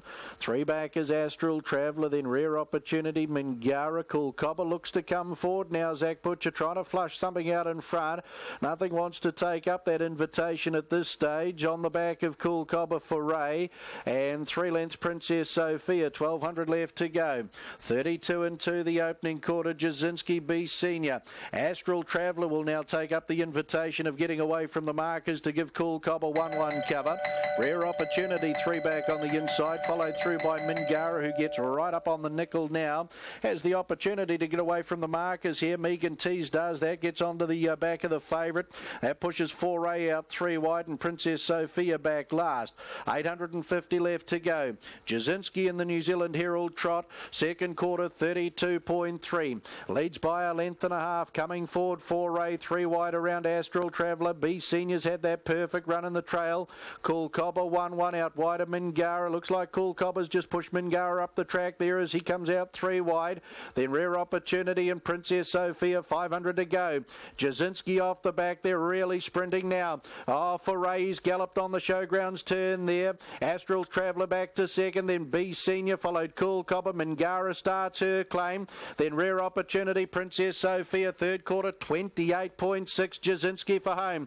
Astral Traveller, Cool Cobber waiting the passing lane. B Senior, then 2 lengths. Mingara, Rare Opportunity. Jasinski flattens for the run home. Cool Cobber down the outside. B Senior, Astral Traveller, Mingara. Cool Cobber goes to Jasinski on the inside. B Senior, Cool Cobber's in front. B Senior tries hard. Cool Cobber, great effort from the 40 metre back mark and gets the job done nicely over B Senior, Astral Traveller. Jasinski and a Rare Opportunity there for fourth out wide of Mingara. Further back in the field, Princess Sophia and Foray. First look at Alexandra Park. He did everything right till the 500 metres rolled into a gallop. From there was never a chance. 28-4 the final quarter. Overall 332.8 off the front tape.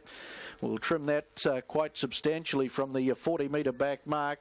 We'll take nearly 3 seconds off that. And Cool Cobber at $2 and $1.40 delivers nicely. And a beautifully handled Zach Butcher. Did you see him handing out the invitations at the 1400? Somebody come off the markers and give me some cover. Astral Traveller did that, gave him a lovely run into the race, and he will secure the victory over B Senior. Astral Traveller. Photos there for fourth. Nice win. Cool Cobber in the New Zealand Herald Handicap Trot.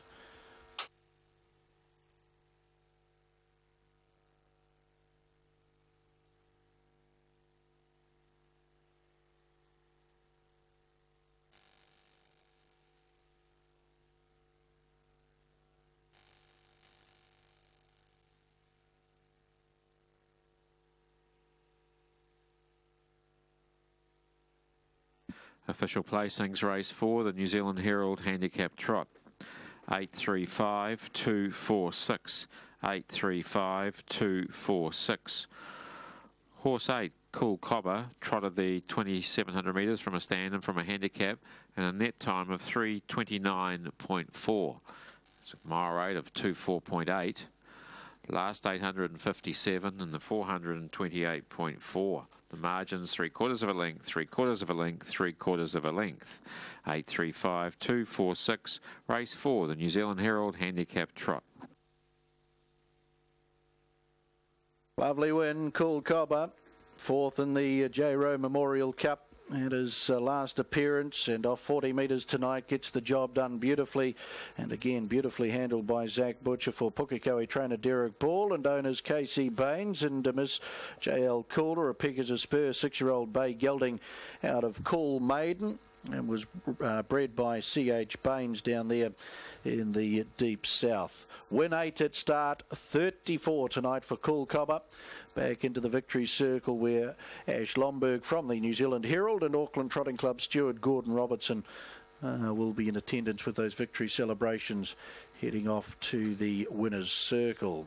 The 3, B Senior for second, Monarchy Bay, 5-year-old mare at a Scoozy, raced by Mrs. C. McGowan. David and Claire McGowan trained at Pukekohe. Todd McFarlane and 5, Astral Traveller third. The Earl, 4-year-old bay gelding at a Whiz Angel for the Tom and Jerry Syndicate. G.A. Ayers along with Mrs. L.N. Ayers and N.K. Cherry. Tim Butt trained at West Melton and Peter Ferguson. Number 8, Cool Cobber, will return $2 even and $1.40, $2 and $1.40. 3B Senior, $2.40, $2.40. 5 Astral Traveller, $4 even, $4. Quinella, $10.20, $10.20. trifecta, $157.90, $157.90. First four, $519.20, $519.20. 7 and 8 in the double, $5.20, $5.20. 7 and 3 concession at $5.60, $5.60. $75,000 guaranteed pick 6, ladies and gentlemen, to start on race number 5 tonight. We also start a double in place 6 on the Auckland Co-op Taxi, 303,000 mobile pace. There are no scratchings, and we race at 7:45. Good luck with those investments through pick 6 tonight.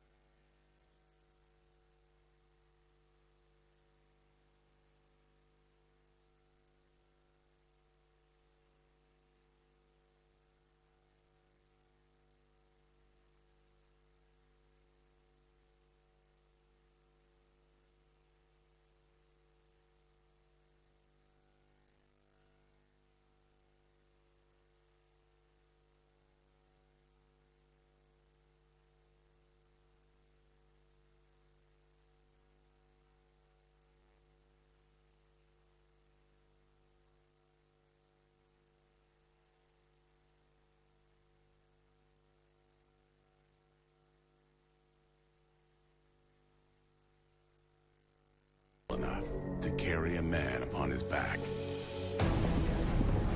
This horse is a gift from the heavens. He is America's horse, and he's down in history as the first Triple Crown winner in 36 years. He's everybody's horse now.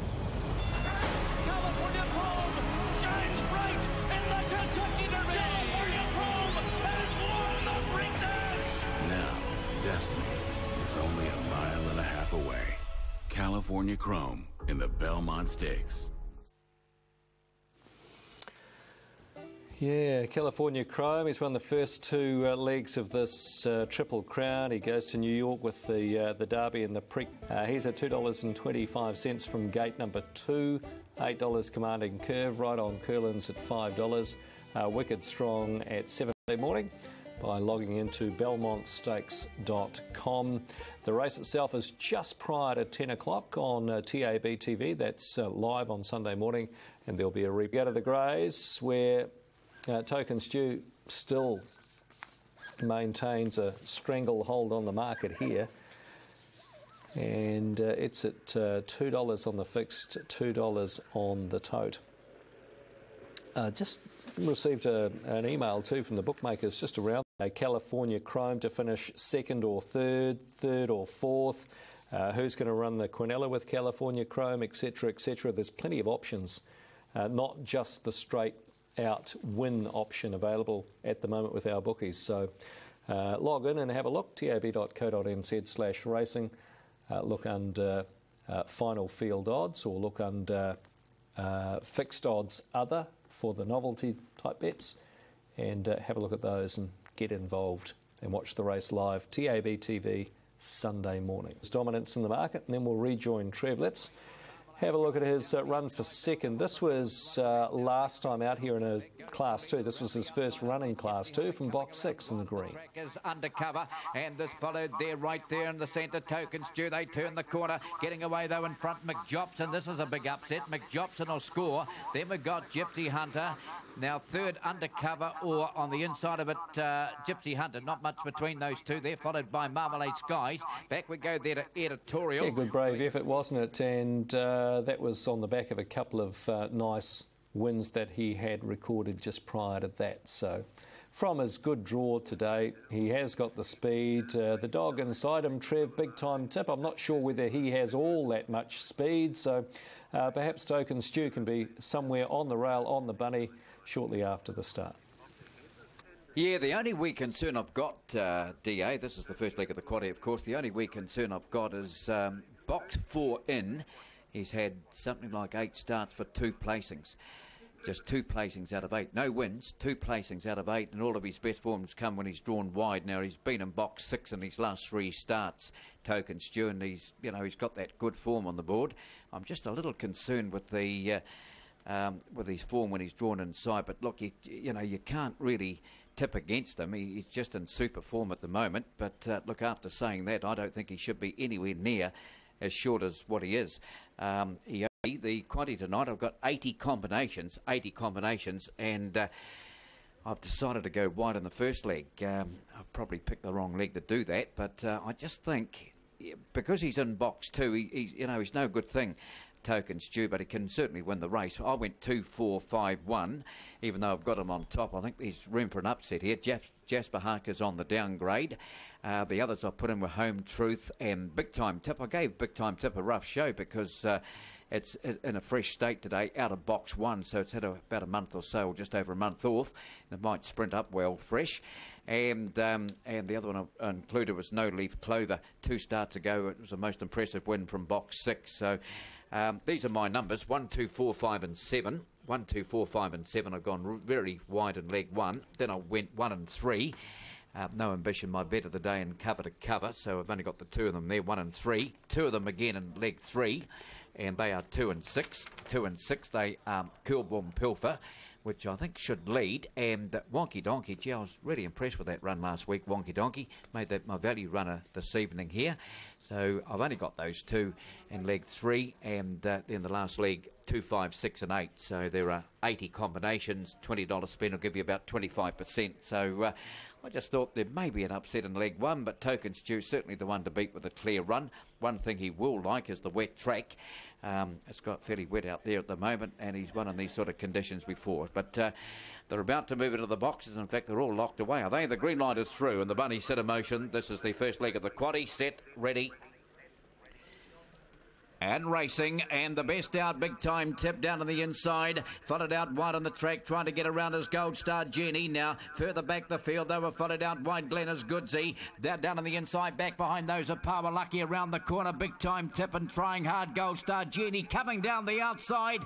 I think she's just missed. I think Big Time Tip got there narrowly over Gold Star Jenny, Glenna's Goodsy after a gap. Then they were followed by a Power Lucky on the inside, No Leaf Clover. Well back, Token Stew and Home Truth and Jasper Harker. There's the first leg of the quaddie. Big Time Tip has has just managed to hold here, but just wait for the call to come through.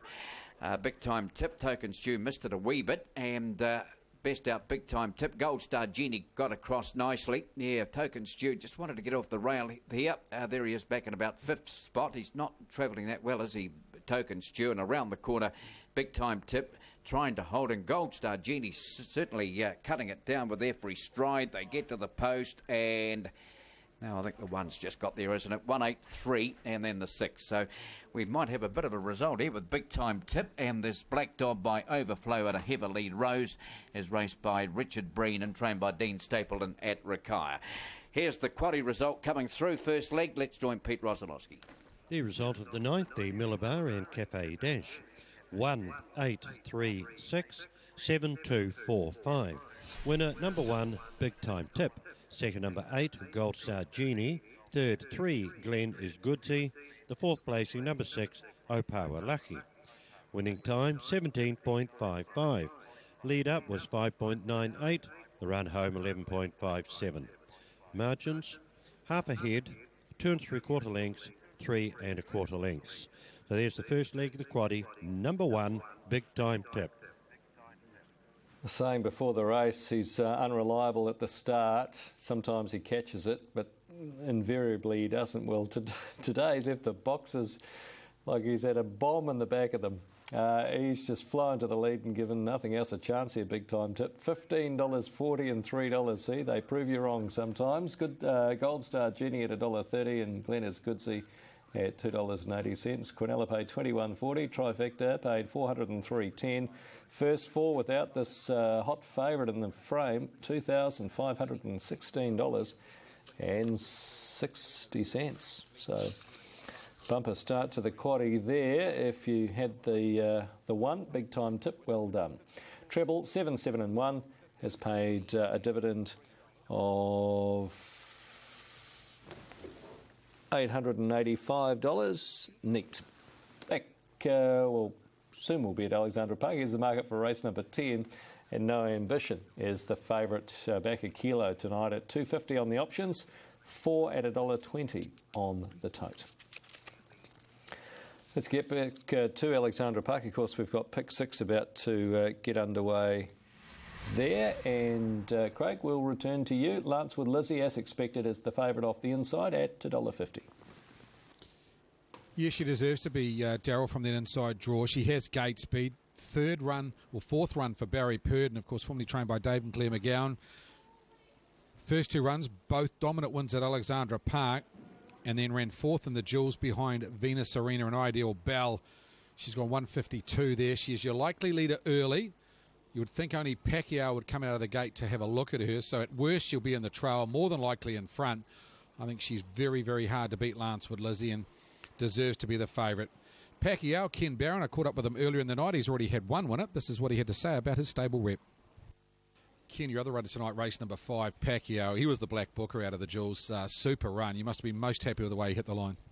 Yeah, he just didn't get a lot of luck on the day, but I felt that if he could have gone between the Norfolk Night Owl and Dexter, he may have had a chance of winning it. But he's climbed all over them and hit the line really well. So he loves this way of going too. We just haven't been here to try the track, but right-handed at home he loves. So it's just it seems to be a racing too with the 2 good horses, or the filly and him that went good at the Jewels. He's a funny horse. I've watched him when he works off the gate. He can get a little bit keen. Barrier 7 tonight, there's no second row. It becomes a tactical affair because Lance with Lizzie's got a lot of gate speed, has drawn barrier number 1. How do you combat that?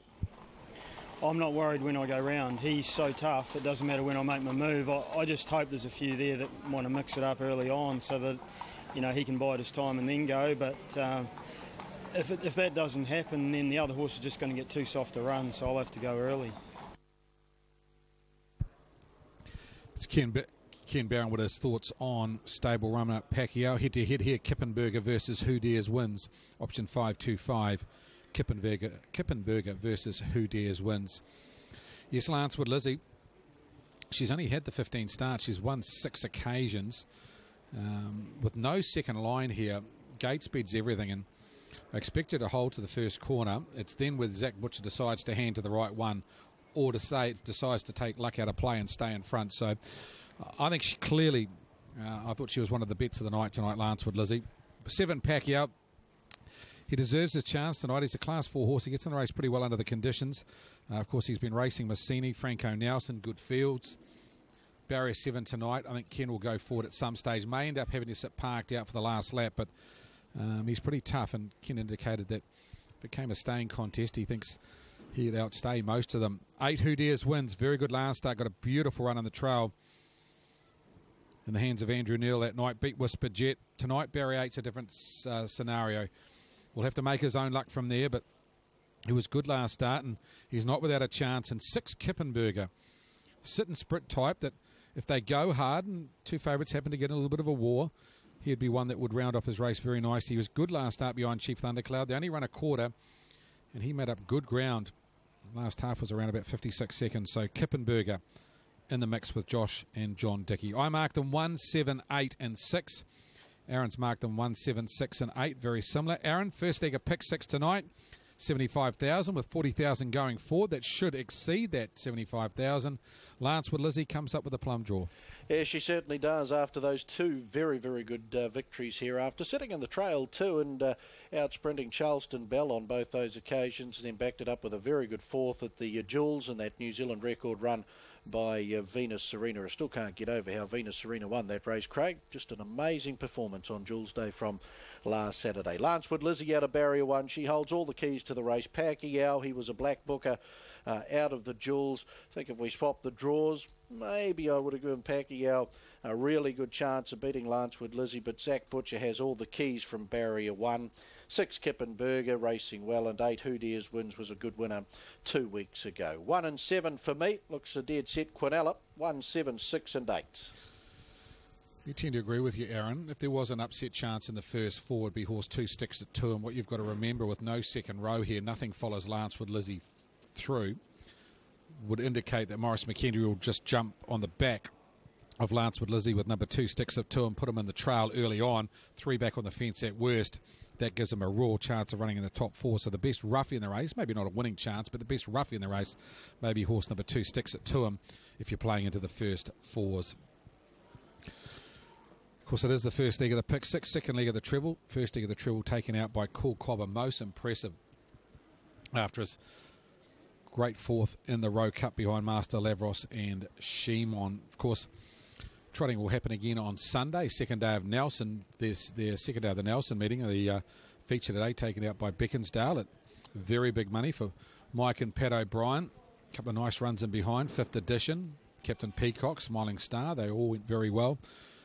Their second day race on Sunday, and of course those fields will be on HRNZ. So if you want those second day form for Nelson, get on Harness Racing New Zealand. Quaddie tonight, race number 7, kicks off at 8:35. $50,000 into that quaddie pool tonight, so get involved. As I say, those pools have been exceeded in the last few weeks, and punters very keen to play into them. $50,000 through the month of June every Friday night, $40,000 on a Thursday night. Of course, last night, big quaddie at Forbury Park. A couple of roughies there, pick 6 not struck, so that'll jackpot again next Thursday as well. Race number 5 tonight, it is the first leg of pick 6. The Auckland Co-op Taxi 303,000 mobile pace. The favourite will start from the inside in the green colours with the red sash. Her name is Lancewood Lizzie, the filly by Better's Delight. Here's Aaron White to call her home. On the program tonight, and to open our big chase for pick 6, guaranteed at that $75,000 mark. Lancewood Lizzie, punters are saying very, very hard to beat out of barrier 1 at $1.70. Pacquiao, Black Booker from Jules Day at $3.70. Lancewood Lizzie ran 4th in Venus Serena's New Zealand record run.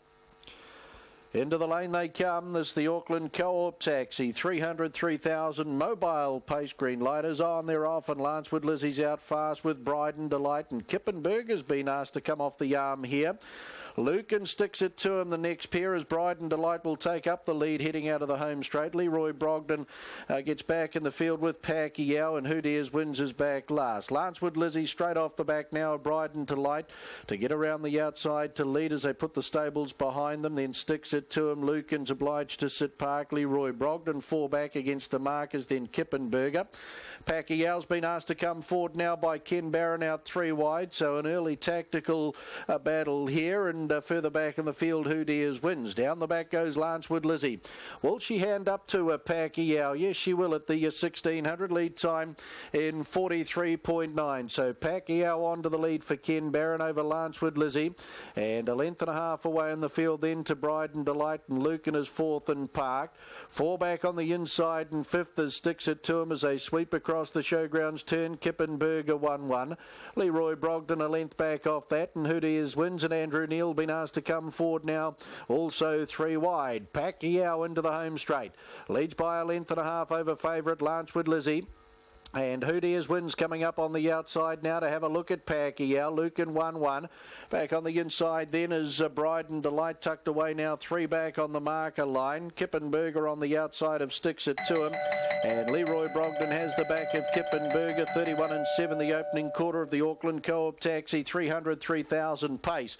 Pacquiao leads 3/4 of a length. Up on the outside, Who Dares wins, and Lancewood Lizzie trailing and travels beautifully in that spot as well. Lucan 1-1. Bride and Delight on the inside, a length and a half. Kippenberger on the outside of sticks it to him. Leroy Brogden the last, 31-2 the second quarter.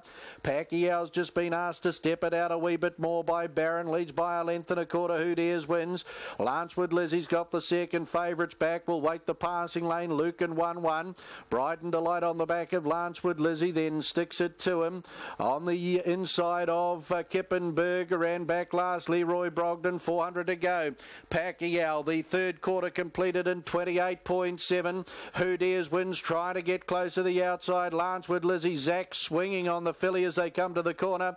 Then Lucan and Kippenberger. Bride and Delight. Pacquiao for home over Who Dares wins. Lancewood Lizzie's got the passing lane run now. Can she get past Pacquiao? Here she comes. Lancewood Lizzie zooms through on the passing lane, and Zach Butcher, confident drive, effortless win, and Lancewood Lizzie, she remains remains unbeaten here at the park under the guidance of Barry Purdon. Second over Pacquiao. Who Dares wins in for third. They were followed Bryden Delight, sticks it to him. Kippenberger, Leroy Brogdon and Lucan. 27 the final quarter. She's done that on her ear as well. Zach Butcher, once he put Pacquiao to bed, said, right girl, we might as well pack up shop and look pretty for the photo, because that's all she had to do in the last 100 metres. She's come through strongly at $1.50 and $1.20. 242.7. Pacquiao did everything to try and beat the filly, but she had the sprint off his back and did it nicely. Who Dares wins there for a third, and fourth will go the way of Kippenberger in front of Lucan and Bryden Delight in the Auckland Co-op Taxi. 300, 3,000 mobile pace, and Lancewood Lizzie, everybody's anchor in pick 6, is home.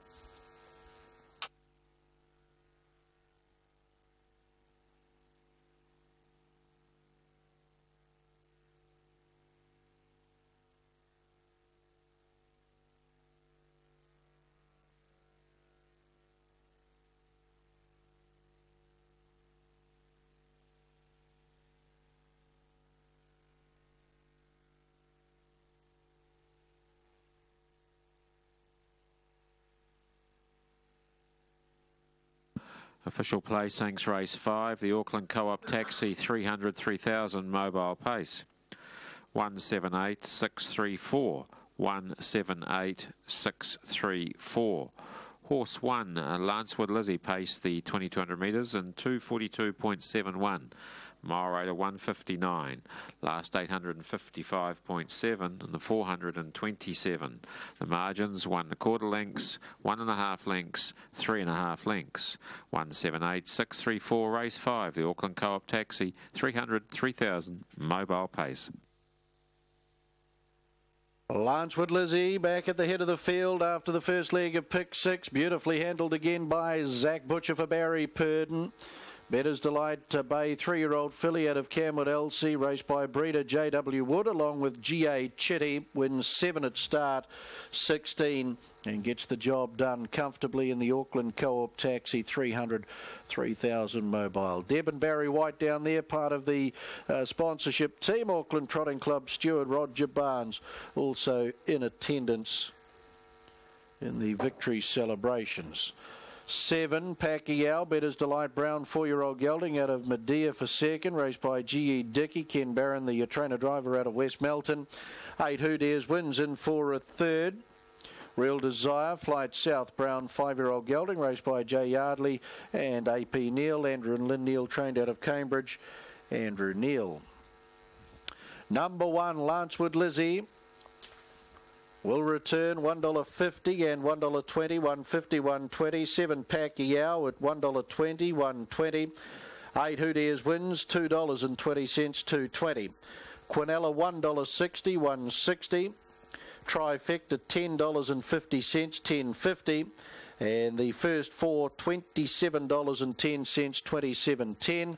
Pick 6 after the first leg, 93,105.12 live. 93,105.12 live in pick 6. Waste Management Mobile Trot, race 6 on the program tonight. No scratchings in race 6, time to go at 10 after 8.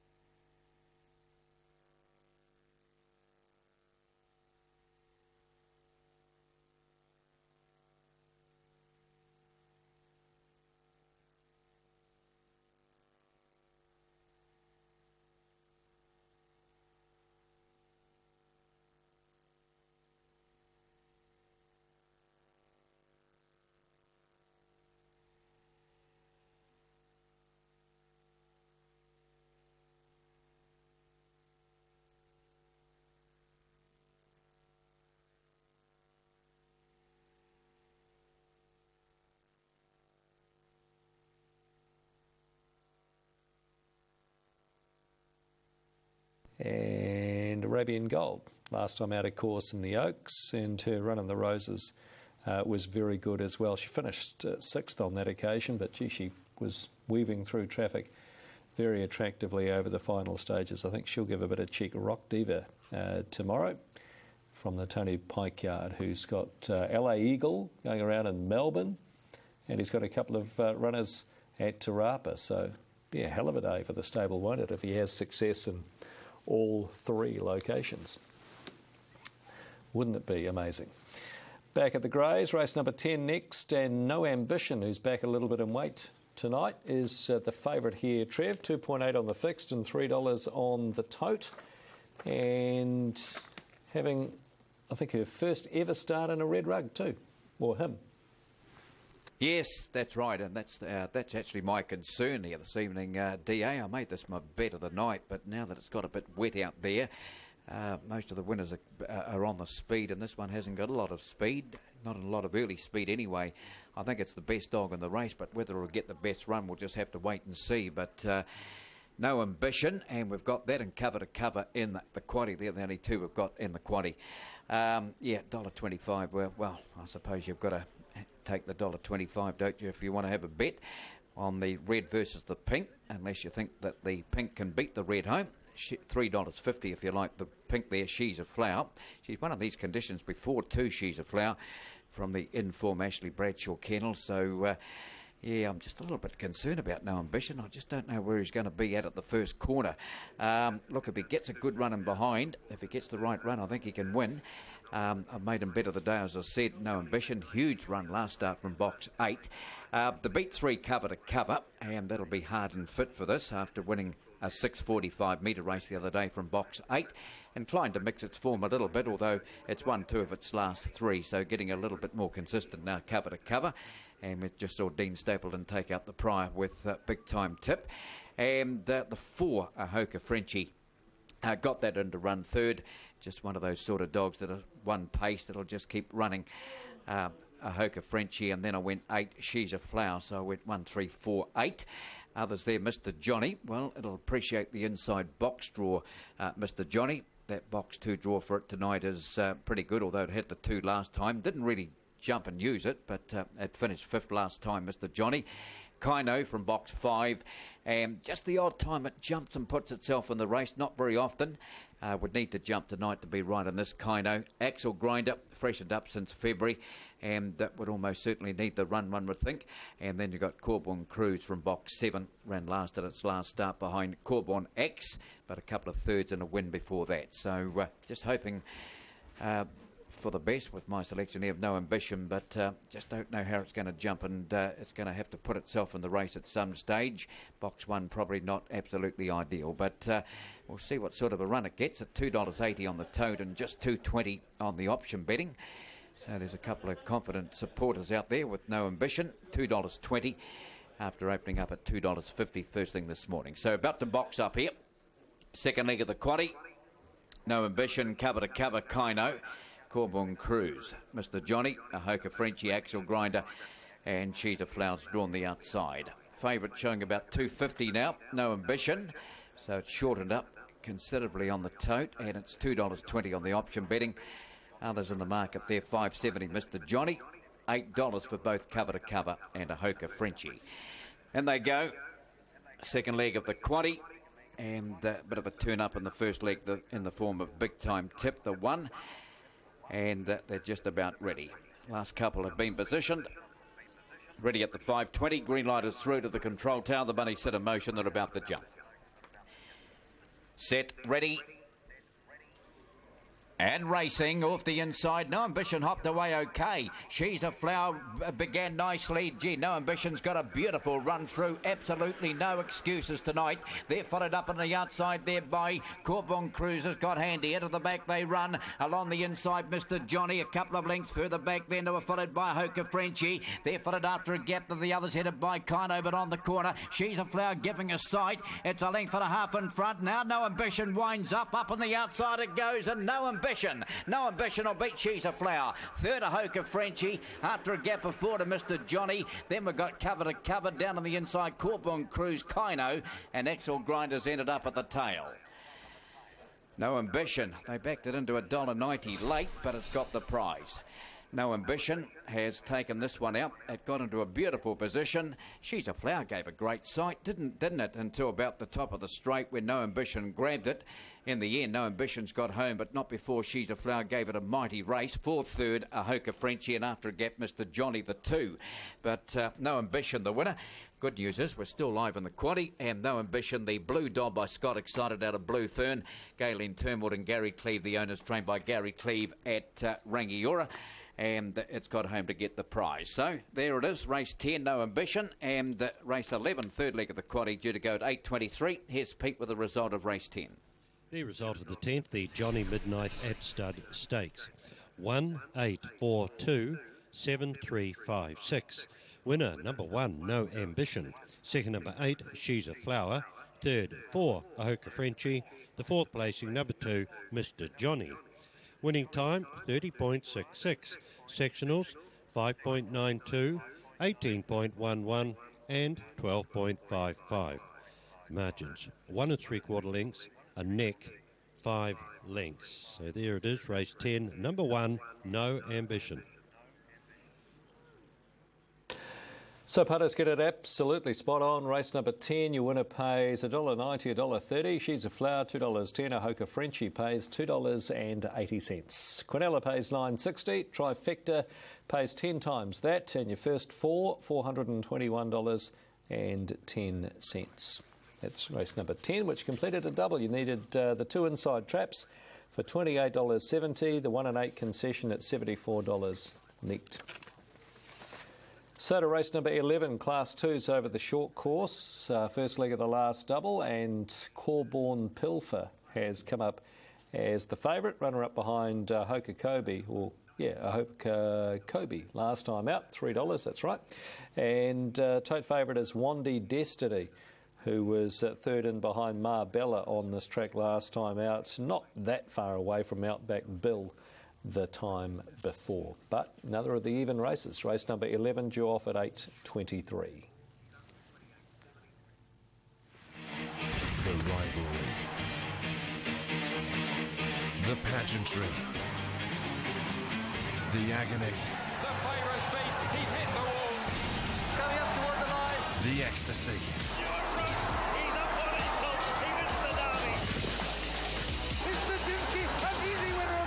The pedigree. Galileo, a brilliant winner of the Derby. The victory. Ruler of the world, on top of the world at Epsom. History is written at the Derby.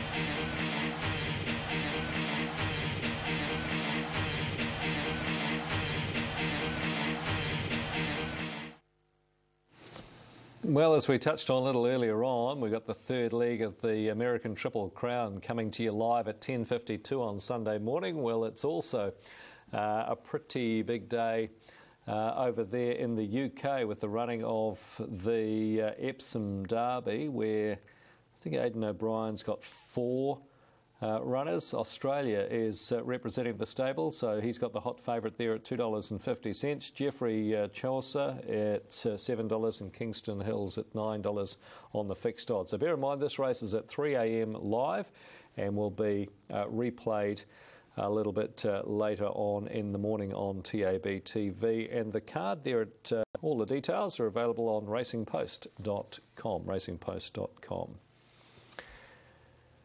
So plenty of international racing to look forward to. We've got that big day, Stradbroke Day from Brisbane tomorrow. Then we're into the UK racing, out the other side into the running of the Belmont Stakes. So lots to look forward to over the weekend. Of course, on Sunday too, we've got the running of the Silver Collar, the final from Manukau Stadium, and our first ever Greyhound Triple Trio on Sunday afternoon with $20,000 guaranteed on the last 3 races from there. So, yeah, it's a really busy standing by for a lead into race number 6, where Sun Shield is the favourite for the trot here at $3.20 on the fixed odds. Great.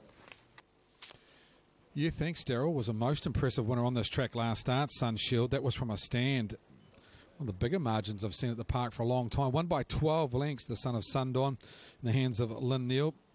She takes the drive again today. The different perspective of the races, it's a mobile tonight as against the stand. She steps straight away to lead tonight. You've got a couple of quick beginners in here, and Djokovic from barrier 3 and more likely to lead All Royal Gal. Find the front, and I think that's where he's more comfortable when he gets down the marker pegs.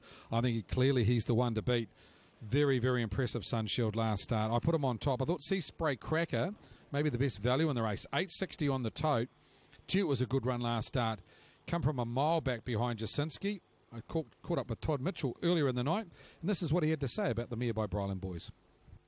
Todd, you drove Sea Spray Cracker in race number 6. A mare you drove last start at Alexandra Park. Gee, it hit the line nicely. Mobile tonight, won the second row, but she is the only one on the second row. A very good run last start. Yeah, no, very happy with her. She didn't get round there because she hung the whole way, so Stevens worked with the boring pole on, so hopefully that'll rectify it tonight. But she can be a little bit tardy from the stand, and she's been doing everything right, so hopefully the mobile will play right into her favour. Good each-way chance for the punters tonight? Yeah, I think so. Obviously, a horse like Sunshield, the way he's trotting his last start, he's going to be the one to beat, but definite trifecta chance. Yeah, I think we'll just take natural improvement from that run last start at the park.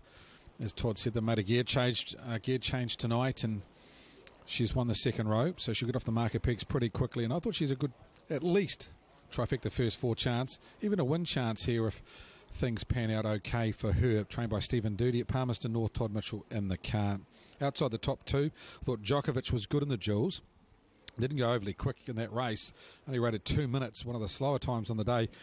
But he made up good ground. He got back on the fence and he ran on nicely. Of course, he started from the outside of the second row. He was an impressive winner at Cambridge at the start before beating Katie Muscles. That was from the mobile. He can leave quite quickly. He's got barrier 3, and we know Lux Arsenal was to go forward and more than likely stay in front. So if he can wrestle the lead off All Royal Gal at some stage, Djokovic will give you a sight in pick 6 tonight. The horse that's pretty well placed in the race under the conditions is 6 Sapphire Castleton. She's won 8 races. She had a few dropbacks.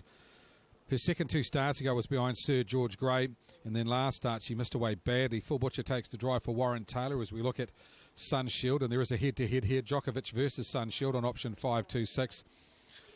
Sapphire Carlson, she's a sit-sprint mare. That's her go.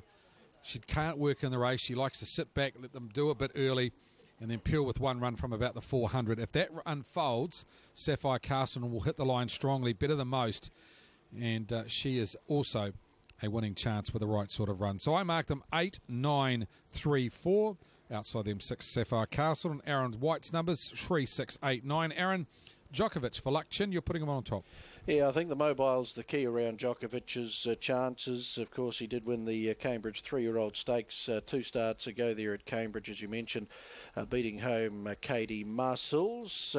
Galloped here in the Northern Trotting Derby 3 starts ago and was a good 4th at the Jewels from barrier 3. He's going to take a power of beating for me, Djokovic, Luckchin. Over the 6 Sapphire Castleton, well, she's an 8-win mare off equal marks tonight, so you've got to respect that. The 8 Sunshield, brilliant winner 2 weeks ago, and 9 Sea Spray Cracker, plenty to like about what she produced first up here at the park last Friday night. 3 Djokovic over the 6, the 8 and the 9. Thank you, Aaron. Zach Butcher leads the Streamline Freight Drivers' Challenge on 8 points. Hasn't got a drive in this race. Of course, he's got a couple of drives left to go. He's got Matt Cullen going around in race number 7. I think Copy My Past in the 9th and Strawberry Courage in race number 8. So Zach Butcher on 8 points leads the Streamline Freight Drivers' Challenge. Of course, up from the deep south is the Wonky Donkey, son of Thanksgiving, trained by Nathan Williamson. Simon Lawson takes the drive. And he's been on this bloke ever since he's come north. Hasn't fulfilled that potential at this stage. Galloped 2 starts ago, and then last start got knocked out of the race early. That was behind Sunshield. Really never got into it. Mobile, will it be a help to him? He's had 3 races, 3 runs at the park now, so right-handed way of going shouldn't be a problem. 5, the Wonky Donkey, and the money again on him again tonight at around about that $8 mark. Djokovic goes favourite now in front of Sunshield, 341.60. Sunshield, 391.70. And the third favourite, Sea Spray Cracker, $5.90 and $1.60. 93,000 live after the first leg of pick 6 after Lancewood Lizzie continued on her winning way. That's her 3rd win from 4 starts at the park, taking out the first leg of pick 6 tonight. They ran home in 55 seconds 55 off the front. She came from the trail, so probably broke 55 last quarter and 27 dead. Very good performance by the filly by Better's Delight. Race. Thanks, Craig. In the second leg of pick 6 with 93,105 live after Lancewood Lizzie doing the job nicely in the first leg. This the Waste Management Mobile Trot. Djokovic at $3.50, $3.90 about Sun Shield. As the Square Gators work into the lane. Waste Management Mobile Trot starter Frank Phelan turns on the green light, they're off, and Djokovic the favourite. Well, he's galloped shortly after the start here. All Royal Gal speeds off to the early lead over Priscilla P, and back on the inside, Joseph H. That's been tracked through by Sea Spray Cracker out wide of Sapphire Castleton. Djokovic is out of the contest here with galloping from the word go, and he's yet to settle. Further back in the field there now was the Wonky Donkey, and back in the field as they're about to trot up into the back is Sunny Vacation, and Sun Shield, the second favourite, is settled last of the group, and No Chance Djokovic as they trot into the back, where the leader is All Royal Gal. Leads away by 2. Joseph H. back on a new campaign, secures the perfect run in the trail for Stephen Argue. Sapphire Castleton sitting parked on the outside of Priscilla P. Sea Spray Crackers come away from the markers to have the 1-1, 2 lengths the Wonky Donkey. Similar margin, Sunny Vacation, Sun Shield, and 12 lengths away Djokovic chasing hard. Lead time in 44.5 as they sweep across the showgrounds turn, and All Royal Gal and Scott Phelan leads. Here comes Sunny Vacation putting in a claim 3 wide. Joseph H secures that nice run in the trail, and Sapphire Castleton now to get 1-1 cover. Priscilla P 3 back on the inside as Sun Shield comes forward 3 wide. Then Sea Spray Cracker second last of the winning chances, and the Wonky Donkey back last for Simon Lawson as Sun Shield takes over. 33 seconds the opening quarter. Waste Management Mobile Trot. They're on the stables corner, their final time, and Sun Shield. Over on the inside, All Royal Gal. Up over on the outside, Sunny Vacation parked, and Sapphire Castle in 1-1. Joseph H back on the inside. There followed Sea Spray Cracker, Priscilla P and the Wonky Donkey. Djokovic, No Chance. 30 seconds the second quarter. Sun Shield strides out nicely down the back with the ears pricked, leading by a length. Sunny Vacation sitting parked, and All Royal Gal in the trail. 1-1 Sapphire Castleton. Joseph H 3 back on the inside. Sea Spray Crackers about to be stoked up now by the Wizard. She starts her claim 3 wide. Priscilla P and the Wonky Donkey back of the tail. 400 left to go. Sun Shield third quarter in 29.9. Leads by 2. Sea Spray Crackers closing in strongly out 3 wide around Sunny Vacation, and All Royal Gal. They come for home though, and Sun Shield bursts away by 4 is going off stride. Sea Spray Cracker. Sun Shield's 5 in front now. All Royal Gal, Sunny Vacation, the Wonky Donkey running on well, and then Sapphire Castleton.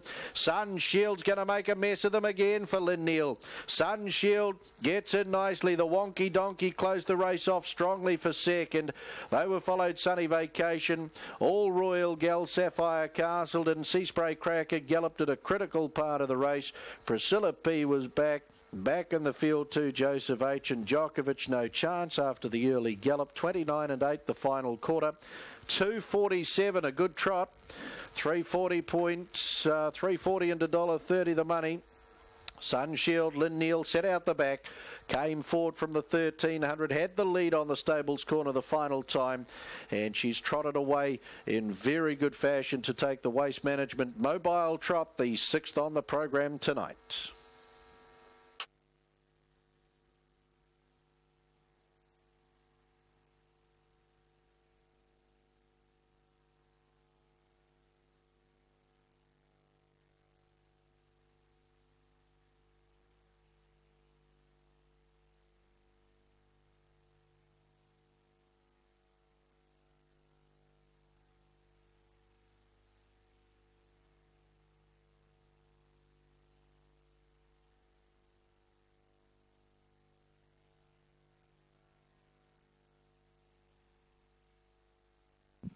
Official placings, race 6, the Waste Management Mobile Trot.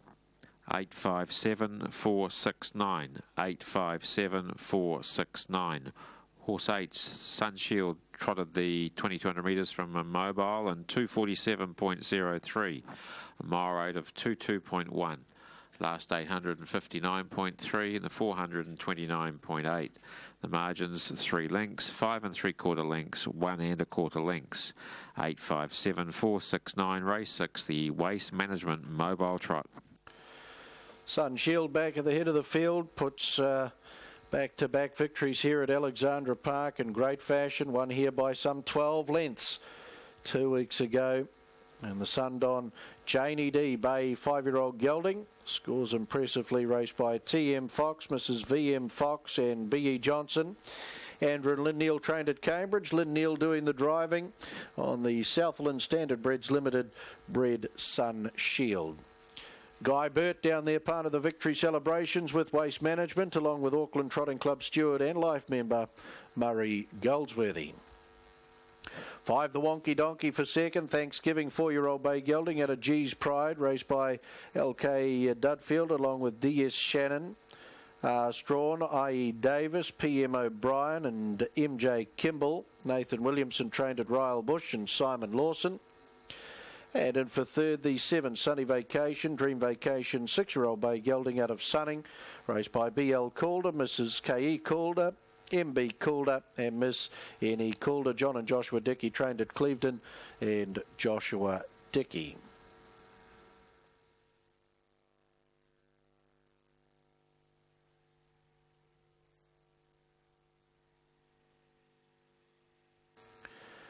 Totes won't be too far away from my screen. Here they come now. And number 8, Sunshield at $3.40 and $1.30. $3.40. $1.35, the Wonky Donkey, $2.80, $2.80. 7, Sunny Vacation, $4.50, $4.50. Quinella returns $14.40, $14.40. Trifecta $424.20, $424.20. First 4, $1,399.20, $1,399.20. 1 and 8, the double at $4.40, $4.40. 1 and 5 concession, $8.60, $8.60. And the 8, 1 and 8, second TAB treble, $15.10, $15.10.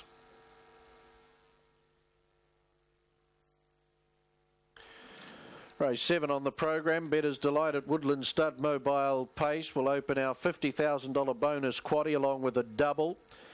Take out the 6, Flanwire Tice, and also 8, Classy Ambition. Good luck with your quaddie investments tonight. Time to go at 25 minutes to 9 o'clock.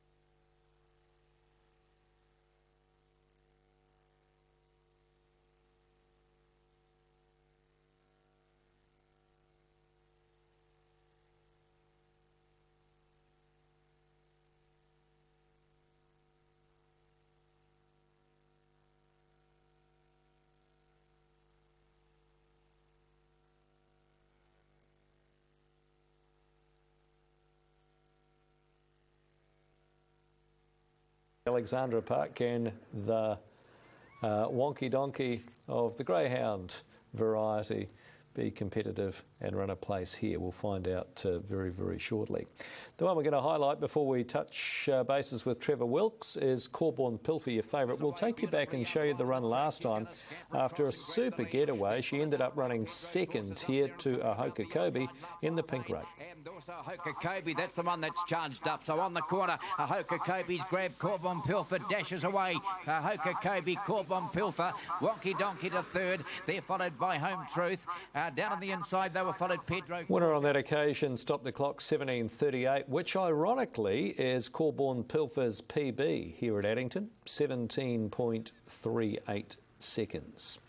from box number 2. If she leaves the boxes like that, Trev, then she's going to be particularly hard to run down, I suggest, and I think she's the one that you've got on top here in race 11. Yes, I've got the 2 in that chased home Ahoka Kobe here last week. I think Ahoka Kobe's not a bad little greyhound, and second was Corbin Pilfer, and I thought Wonky Donkey went really good for third, so I made this my value runner of the night, Wonky Donkey. He goes good from wide draws, and no, you're dead right, we had the Wonky Donkey in at Alexandra Park just moments ago, and we got Wonky Donkey here. I wonder how many people would have multied those two up, even on a place. The Wonky Donkey finished second. I think this dog can be in the money too, Wonky Donkey. So, yeah, 2617. I put Corbin Pilfer on top of Wonky Donkey, putting in the 1 Fat Pants. And there's the red versus the pink there. Yeah, that's a pretty good contest there. Fat Pants. I'd probably go Fat Pants, but look, La Fontaine's got good form too. And it's been placed from its only box 8 start, so that's a bit of a toughie there. But maybe the 1. I've got the 1 ahead of the 8 on in my selection, so I may as well go the 1. 2617 I went here, but I gave La Fontaine a rough hope as well. Yeah, Fat Pants from box 1. It ran 4th at its last start behind Marbella, and had the 6 box the other day, box 8 prior to that, and box 7 prior to that. So, yeah, it's been going okay races, Fat Pants. And from box 1, it's had 3 starts for a couple of minor placings. And the box 1 have won the first 2 legs of the quaddie so far. Big time tip and no ambition. So there's no reason why Fat Pants can't go a good one. It's wearing those blinkers like it normally does. And if it can find early, that's the thing it's got to do. It's got to jump onto the speed. If it can do that, it might take a bit of stopping. But you'd just think that Corbin Pilfer might just have too much speed for it early. And I'll be watching to beat, really, Corbin Pilfer. As I said, I like the way Wonky Donkey finished this last race, so I'll put that in. They're the 2 we've got in the quaddie, incidentally. We've only got the 2 of them here. If we get through this leg, we'll be laughing because we'll have 4 in the last. But, yeah, let's, fingers crossed we can get through here. We've only got 2, Corbin Pilfer and Wonky Donkey, but they both went good last week. And Fat Pants we've got in to run 3rd, and the other one we put in was 7. Wandy Destiny. Smash Amy jumps out of box 4 here. It runs 2nd. Well beaten 2nd though behind Mulberry Brook at its last start. Beaten 4 3/4 lengths. And Mulberry Brook stopping the clock at 17:51 on that occasion. That was, and it's got that wide draw again this evening. But just looking at the tote, Corbin Pilfer and Wonky Donkey are certainly the 2. The punters have come for 320 Corbin Pilfer, 410 Wonky Donkey, and the 3rd favourite Fat Pants at about $6.70. So runners at the side of the boxes about to place them in.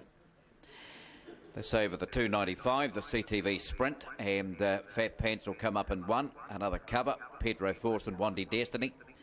Corbin Pilfer, Smash Amy, Wonky Donkey, and La Fontaine has drawn the outside. Favourite showing about $3.20. Corbin Pilfer. And the last one goes in. Set here for race 11. Green light is through and the bunny set a motion. They're about to jump. Ready. And racing, and Corbin Pilfer's away nicely. So's Wonky Donkey out wide, and they're followed driving along the inside, Fat Pants, but Wonky Donkey's made the lead. Getting her through on the inside, another cover. They're followed back. We go to Smash Amy into the straight though, and Wonky Donkey nice lead clear, and Wonky Donkey's home. They're followed by Fat Pants. Back we go, Corbin Pilfer. A gap of 3 back then to another cover. They're followed back on the outside then by Smash Amy. The rest are headed further back there by Pedro Force, and that was back with Wandy Destiny and La Fontaine back there as well. Wonky Donkey, number 6, the winner at 460 and 190. And that was our value runner of the day, and it jumped out superbly. And yet another winner for Ashley Bradshaw. And what's that, 2 for the night, isn't it? Almost 3. She's a flower was second in the previous. She almost got a treble, but she's got a double anyway, and Wonky Donkey's been too good here. Will beat Fat Pants. Corbin Pilfer to 3rd. Along the inside there, another cover. But up they come, the 6 all score. 6, 1, 2, 3. And the good news is we've got the 2, the 5, the 6 and the 8 going for the last leg of the quaddie. So fingers crossed, eh? Here's Pete with the official result of race 11. The result of the 11th, the CTV Sprint. 6, 1, 2, 3, 4, 5, 8, 7. The winner is number 6, Wonky Donkey. Second, number 1, Fat Pants. Third, 2, Corborn Pilfer. Fourth placing, number 3, Another Cover. Winning time, 17.33. The lead up was 5.88 and the run home was 11.45. Margins, 2.5 lengths, 1 length, 2 lengths. There it is, the 11th, number 6, Wong. Special multi. Anyway, one of them ran second, one of them's won. This one paid $5 and $1.90. Fat Pants paid $2.50. And Corborn Pilfer at $1.20. Quinella paid $11.70. Your trifecta, just under $100. And your first forward, number 3, Another Cover, has returned $519.40. Race number 12. What did Trevor say? We've got 2, 5, 6 and 8 running $7. Check Divine, or Sec Divine, back point 7 at $7. $21 for Wandy Chloe, who's also back a little bit in weight tonight. Editorial 5. Chokehold at $4.20. John Dory at $9. And Big Muddy at $4.50. Class 2s over the short course at $8.48. Guaranteed quaddies are now extended through June with over $1 million to be won. There's another big pool guaranteed at today's harness meeting. Just pick 4 winners over 4 nominations. It's been extended through the month of June as the temperatures drop. The quaddie pools get boosted up, and we've got $50,000 to chase down guaranteed here in the Auckland quaddie tonight. And betting gets underway very, very shortly at 8:35. Craig's back with us. We'll show you a market for this 7th event, which is for the C1s and C2s pacing off a mobile with special conditions. And Russley Haste, who's drawn 1 the second line, is your favourite here, Craig. Yeah, thanks, Daryl. She is the favourite on the back of a run behind Adore Me. Initially you look at that and think, well, that's a massive drop back in class coming out of the Jewels last week. She's drawn behind Mighty Mac, who can leave the gate, but more than likely is not going to stay there in front. So she's going to need a little bit of luck from 1 the second row. If they go hard, as they're looking at, 320 those. Skinny enough for me for a horse that's going to need a little bit of luck. I put in Tassie's Devil on top, Daryl, a horse that won nicely for Robbie Hughes and Ben Butcher last start. That race was penalty-free, being a junior driver's race, so stays in the same grade. Beat Rushalao Sue, who's one of the main rivals again tonight. And I thought gate speed will probably put him in the right spot here, Tassie's Devil. He can get out of the gate, and he's a horse that likes to hand to the right one and then have one cold shot at them. So I thought Tassie's Devil, 670, 180. It's backable each way anyway. I put it on top of Russian Al Sue, horse number 7, and Russley Haste in my top 3. We did a suggested quaddie tonight, spending $36, gives you 50%. The first leg, Tassie's Devil, Russian Al Sue and Russley Haste. Runners 4, 7 and 9. Second leg, I think Siamac will win, but if you have some cover, God forbids you're likely leader. So 6 and 11 in the second leg of the quaddie tonight. The third leg, the bucket list, Chief Thundercloud, Steel the Light and Master Charlie. 1, 2, 5 and 7. And in the trot, Tarn, Silver Wisp and 8 Turbjorn. That's a $36 spend, and that'll give you 50% chasing down that $50,000 in the quaddie tonight. And it's a quaddie that could pay quite nicely. Of course, favourites have won the first 2 legs of pick 6 tonight. Punters should have a little bit of money in their pocket to play into the first leg of the quaddie. The horse on shot at the moment in the green cap, that's Wayne Fawcett aboard Clarius. If you're playing a quaddie and you've got a wider budget, include that. He was my 4th selection at very big money. He's around about $27. His horse has been off the scene for a long time with a few niggly problems, and Wayne's had him back for 4 starts now, and he's got better in every run. Both of his last 2 starts, he's hit the line nicely on sprint homes. One behind Live Life Better, who went on to win at Cambridge last week, and the other one was behind On Ice, a newcomer to the Tony Hurley barn. And both times, as I say, he drew badly at barrier 8. He's got back and he's run on, so just needs luck in the running, this bloke, but he wouldn't surprise me if he figured in the finish at very big money, horse number 11, Clarius, if you're looking for a blowout in the first leg of the quaddie. Butte Mac, Russian Al Sue head-to-head on option 527. Butte Mac 180, Russian Al Sue 190. Of course, Butte Mac trained by Jeff Small, Russian Al Sue by Matthew Collins. His team really flying at the moment. Of course, he's got Spirit and Desire going round later in the program. She's won her last 2 starts, beating Sky Major last start, River Polka the start before. So Matthew Collins' team going very well, Rush and Alsu. I marked them 4, 7, 9 and 11 in the first leg of the quaddie. 4, 7, 9 and 11. Aaron White's numbers are 5, 4, 9 and 3. He's put Butte Mark on top at around $9 for Phil Butcher and Jeff Small. 5, 4, 9 and 3. Might head upstairs and join Aaron White 3 minutes out from race number 7, the first leg of the quaddie, and get his thoughts on the quaddie tonight. Aaron, you're with Butte Mac in the first leg. We might go through your suggested quaddie, not suggested quaddie, but what you think in legs 2, 3 and 4 that could add some spice to the quaddie tonight. Yeah, I think the first leg here, Craig, is wide open for me. I went the way of 5, Butte Mark on top. Philip Butcher's been racing well enough. Was a good second 2 starts ago behind Bryden Delight. The 4, Tassie's Devil, a gritty winner in fact 2 weeks ago it was, Ben Butcher, Robbie Hughes. Already seen a beautiful drive by Ben tonight, taking the first on the program with Better Pack a Pistol. We'll put in the 9, Russley Haste on the back of her Jules assignment from Saturday. 3, Mark Cullen, got home nicely on Tuesday at Cambridge, and with Des Coppins on Radio Trackside this morning, I did make my long shot of the night, number 1, Mighty Mark. Brent Mangos gets the aggressive Brent Mangos back on and was a very good 4th on this track 2 starts ago with Brent driving.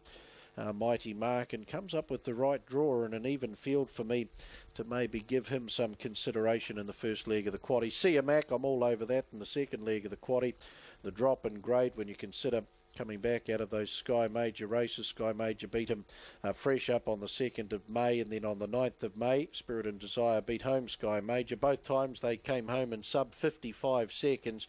He's now into even money, Sia Mac. He's one of my bets of the night. If you wanted to go wider, the 6, God Forbid, 10, Royal Council has to be respected as the Southland Oaks winner, and 3, C Mac. But I think Sia Mac for me has the edge over those in race number 8. Race 9 went the way of the 8, Spirit and Desire, on the back of that very good run, beating home Sky Major. She paced her last half in a sub 54.5 to do it. We know Sky Major went on and won a Jules after that, so she has to be in the mix. Won the bucket list. Well, he's off the front tape over the 2,700 metres, gives him a cracking chance to grab another victory tonight. The 9, Delight Brigade, well, he was massive when winning 2 weeks ago, just like Sun Shield was. So Delight Brigade will give Andrew and Lynn Neal another big key runner on the program. Master Charlie's been racing well enough to be considered there too in the third leg of the quaddie. And in the final leg for me, Craig, an open trot. Silver Wisp, though, for what he's done in his last 2. It's indicating to me that a win's not too far away. Brett Edwards to do the driving. We'll put in the 8 to Torbjorn. Meets a field that he could certainly have the measure of. Ivanov, he's been racing well. He was beaten again last time by Jasinski. And we'll put in the 1, Kip Kano. Always seems to go good races, 2,700 metres when drawn off the front tape. 5, 8, 4 and 1 in an open trot. My anchor for the quaddie tonight, though, is Sia Mac in the second leg, Craig. Number 11 there with Scott Phelan. Just quickly, Aaron, I see some of the drivers with black armbands in this race. Significant for any reason, Aaron, I'm not aware of? The black armbands are out there. I know that Morris McKendry is wearing one on Mac Tiger here. Unfortunately, Pam Turner's father, Arthur Cross, a prominent trainer for many, many years in the Pukekohe region, unfortunately passed away not so long ago, so that's what the black armbands are being worn for here in the 7th on the program as a mark of respect to the passing of Arthur Cross. Yeah, thanks for that, Aaron. That's very, very sad news, and our condolences go along to the families. Yes, very sad. Arthur Cross, involved in harness racing for a very, very long time. Can tell you through from the bookmaker's desk, Sia Mac has been heavily invested on in the last couple of hours. $10,000 bet on him in race number 8 tonight. CU Mac, $10,000 on him and another $2,000 on him at 280, so $12,000. Race 8, horse number 11. Best. And Clarius, Mac Royal, and With a Vengeance.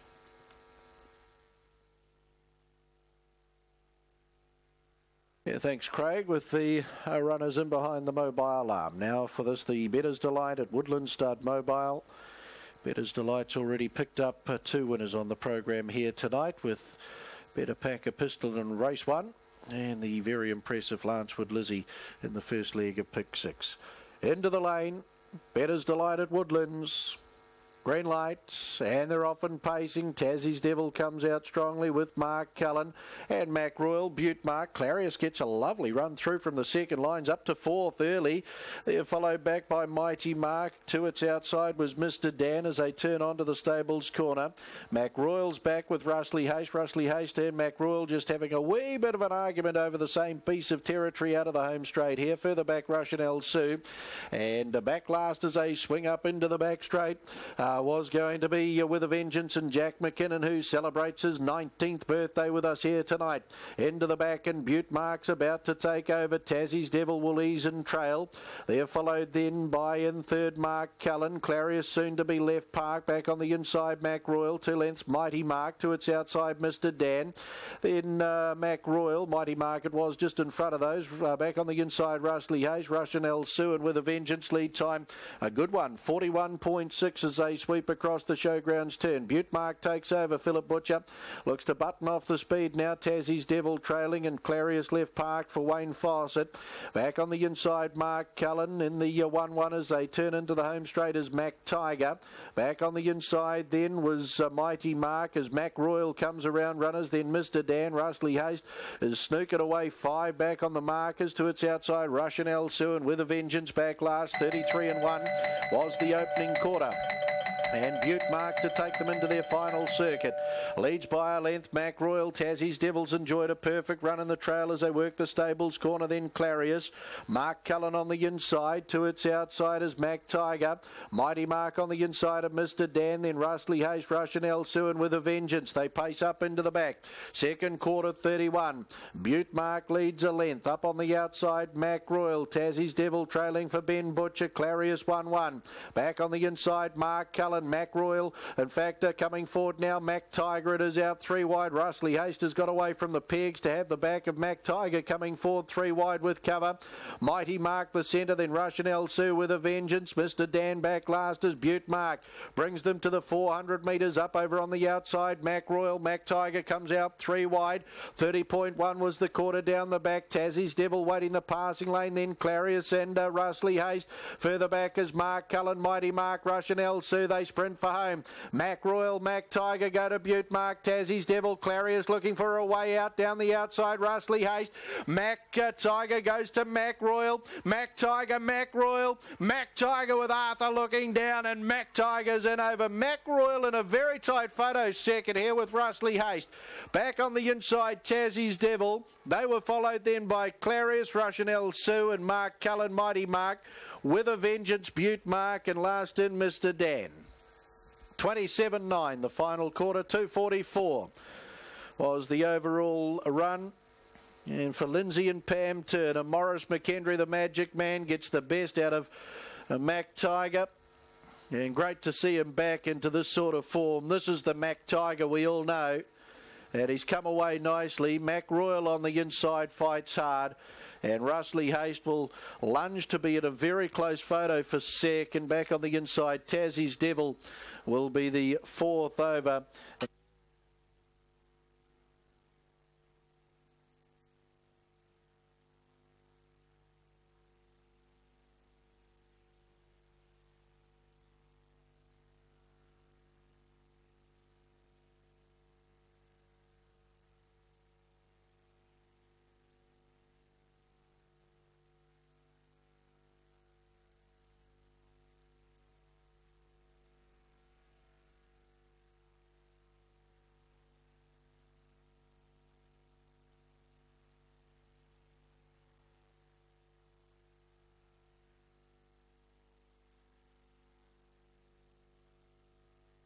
Official placings, race 7, the Better's Delight at Woodland Stud, mobile pace. 2, 9, 12, 4, 11, 7. 2, 9, 12, 4, 11, 7. Horse 2, Mac Tiger, paced the 2200 metres in 2:44.01. Mile rate of 159.9. Last 858.1 and the 427.6. The margins 3/4 of a length, a nose 3/4 of a length. 2, 9, 12, 4, 11, 7, race 7. Bettor's Delight at Woodland Stud, mobile pace. Number 2, Mac Tiger. Great to see him right back in form too. This is the Mac Tiger we know. The Mark 3 by 4-year-old Entire out of Tigerish, raced by Pam and Lindsay Turner, along with RJ and Mrs. J.M. Bloomendale, Mrs. A.D. and K.D. Croswell. Lindsay and Pam Turner trained at Pukekohe. The Magic Man, Morris McHenry, back at the head of the field, greeted by Kevin Foley from Woodland Stud. Auckland Trotting Club steward Roger Barnes, also part of the victory celebrations. As we mentioned prior to the race, the black armband's been worn as a mark of respect to the passing of Pam's father, Arthur Cross, not so long ago. So hopefully this is a great tonic for the team, with Mac Tiger back in form. Win 5 at start 19. Mac Tiger bred by Lindsay and Pam Turner, also out of their wonderful mare in Tigerish. 9, Rustley Haste will just get up for second to make it a Mark 3 Quinella. A bay 4-year-old mare out of Rustley Fiction, raced by AJ and Mrs. P.R.A. Parker, PJ Holland, J.M. Urquhart, along with Casey Atkinson and Mrs. D.M. Atkinson, Tony Hurley, the trainer-driver out of Papakura. Mac Royal, number 12, the McArdle 4-year-old bay gelding out of Renalot for J.G. Hobbs, Mrs. R.M. Green, G.R. Bond, M.D. Hollibar and Mrs. D.M. Hollibar. David and Claire McGowan trained at Pukekohe. Todd McFarlane to run third. Number 2, Mac Tiger to take the first leg of our $50,000 bonus quaddie tonight. And Mac Tiger, in the hands of the Magic Man, will return $5.20 and $2.30, $5.20 and $2.30. 9, Rustley Haste at $1.80, $1.80 and 12, Mac Royal at $3 even, $3. The Quinella $14.10, $14.10. Trifecta $199.10, $199.10. The first 4, $534 even, $534. Trevor Stewart Memorial Mobile Pace, 2,200 metres, race 8 on the program tonight. Take out 2, Jet Black Shadow. 7, First Home, also comes out of race number 8, and that will open our final treble at top of the hour, 9 o'clock.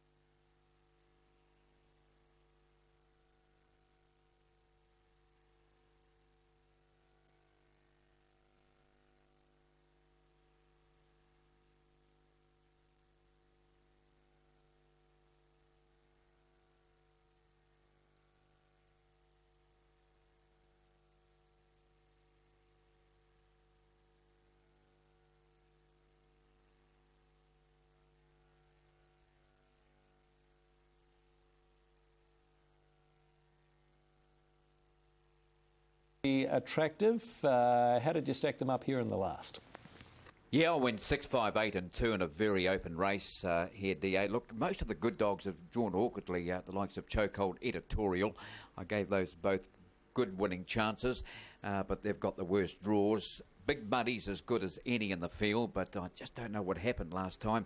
Missed away and just never got into it last time, but that second prior to that had plenty of merit. That was second behind Irish Blue, and that was out of box 7. It was a really good run, and prior to that was a winner. So if Big Muddy turns up, I think Big Muddy's a winning chance here. And the dog that's just hopelessly out of form at the moment, but a lot better than what he's been showing is Hyper Paradise, or what she's been showing, I should say. She's a bitch, of course, by Fair Symphonic. at a Rum Jungle. She's just not showing her best, Hyper Paradise, but anywhere near her best, and she could... oh, look at this, $1.55 and $2.25. Look, I'd have to go Big Muddy. I'd have to go Big Muddy there. $2.25. I know that Corborn Plunge has got box speed, and I know it's going to be the probable leader, but Big Muddy, if the real Big Muddy turns up, I think it'll be beating Corborn Plunge. So you just take a risk there, punters, but $2.25, it's my third selection. I went 6-5-8-2, and I know that Corborn Plunge is pretty consistent. It's got the right draw, hasn't it? But I just think that Big Muddy, if it turns up, it would be beating the one home. So I just think at the money, the $2.25, I think it's money for jam. There we are. But here, the 6, the 5, the 8, the 2. Cess Divine from box 3, and Cess Divine is a dog that doesn't always front up, but it's capable. Wandy Chloe in a fresh state, hasn't raced since last September, and she's had a litter of pups as well. And yes, so Wandy Chloe first starts in September, so you've just got to take her on trust, really, don't you, Wandy Chloe? She was a winner of 5 races out of 33 before she went out, Wandy Chloe, and she had a wee bit of box speed as well, but of course we haven't seen her for quite some time. We don't know what she's up to. Wandy Chloe, we just don't know what she's going to do, really, this resuming run.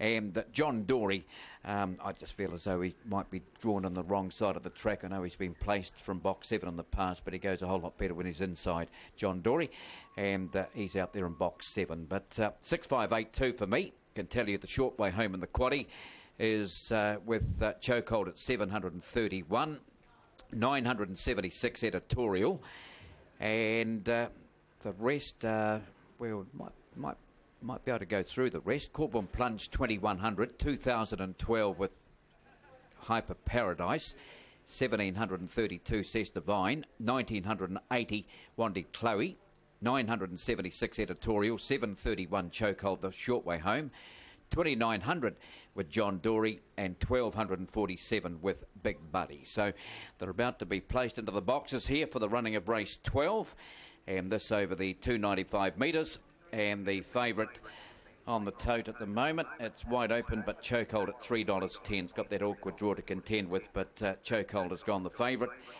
and second favourite at around $4.50 Corborn Plunge, $5.80 Big Muddy. So in they go for the final event on the card. The Spates Dash, Corborn Plunge, Cess Divine, editorial, John Dory, Hyper Paradise, Wandy Chloe, Chokehold and Big Muddy. Last couple have been positioned. Green light is through and the bunny set a motion. They're about to jump. This is the last on the card. Ready, set, and racing off the inside. Corborn Plunge away nicely. Now one just slipped there after the start, Hyper Paradise, and zipping through editorial, and there followed, moving up on the outside, Big Muddy. Out wider still, John Dory around the corner. Corborn Plunge, those got the winning lead. Is it? Yes, Corborn Plunge will score. And all the way winner beat editorial Big Muddy. There followed after a gap of 3 to John Dory. Further back then they were followed by Cess Divine, and back behind them there to Chokehold. There followed Wandy Chloe, and the one that fell just shortly after the start there was Hyper Paradise. Corborn Plunge away and gone off the inside, and that's the one that scored. One red, Corborn Plunge the winner, and it's come out running, hasn't it? Out wide, John Dory.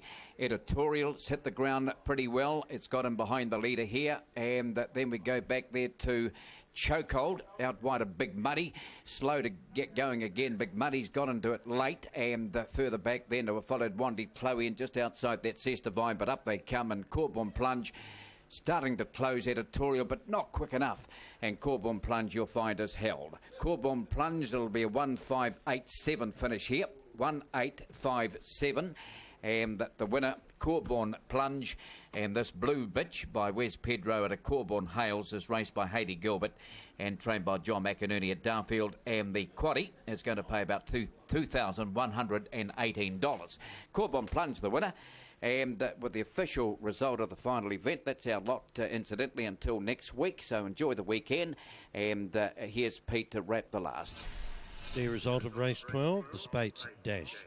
1-5-8-7, 6-3-4-2. The winner, number 1, Corborn Plunge. Second, number 5, Editorial. Third, 8, Big Muddy. The fourth placing, number 7, John Dory. The winning time was 17.56. The lead up was 5.93, and the run home was 11.63. Margins, 3/4 of a length, 1.5 lengths, 3 1/4 lengths. So there it is, the last from Addington tonight.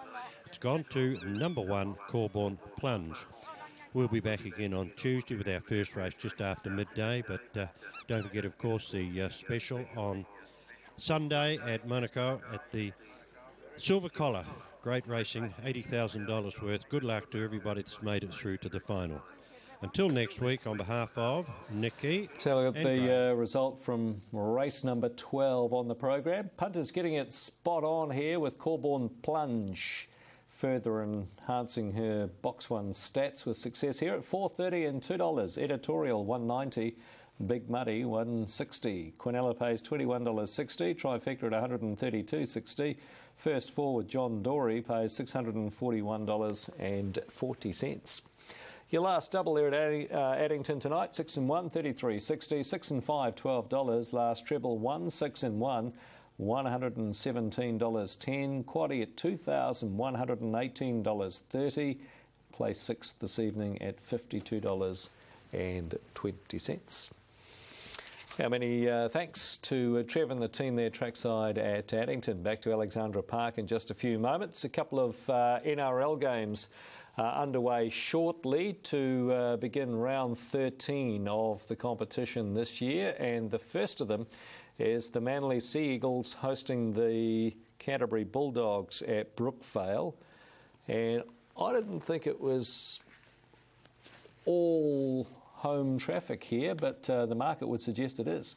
The Manly Sea Eagles have been backed into $1.60 on the head-to-head market, option 443, and Canterbury are out to $2.25, but I didn't think there was too much between these two, even though Sea Eagles do have a pretty good record at home. Now, the other game I thought was also pretty even. We'll have a look at the odds for the Eels v the Cowboys at Pertec in a moment, but there's Manly overs at $3.75, unders at $2.65, Bulldogs unders at $3.20, Bulldogs overs have ballooned out to $6.25. What have we got? $20 for a draw at the 80-minute mark too. So that's the Manly Sea Eagles against the Bulldogs, and underway at 9:40 tonight our time. There's the point start option, which has the home side back 3.5 points at kickoff. As I said, the other game that gets underway at the same time is Parramatta against the Cowboys, and the Cowboys are just favourites there at $1.75, and there's been reasonable interest in them head-to-head. And what do we got?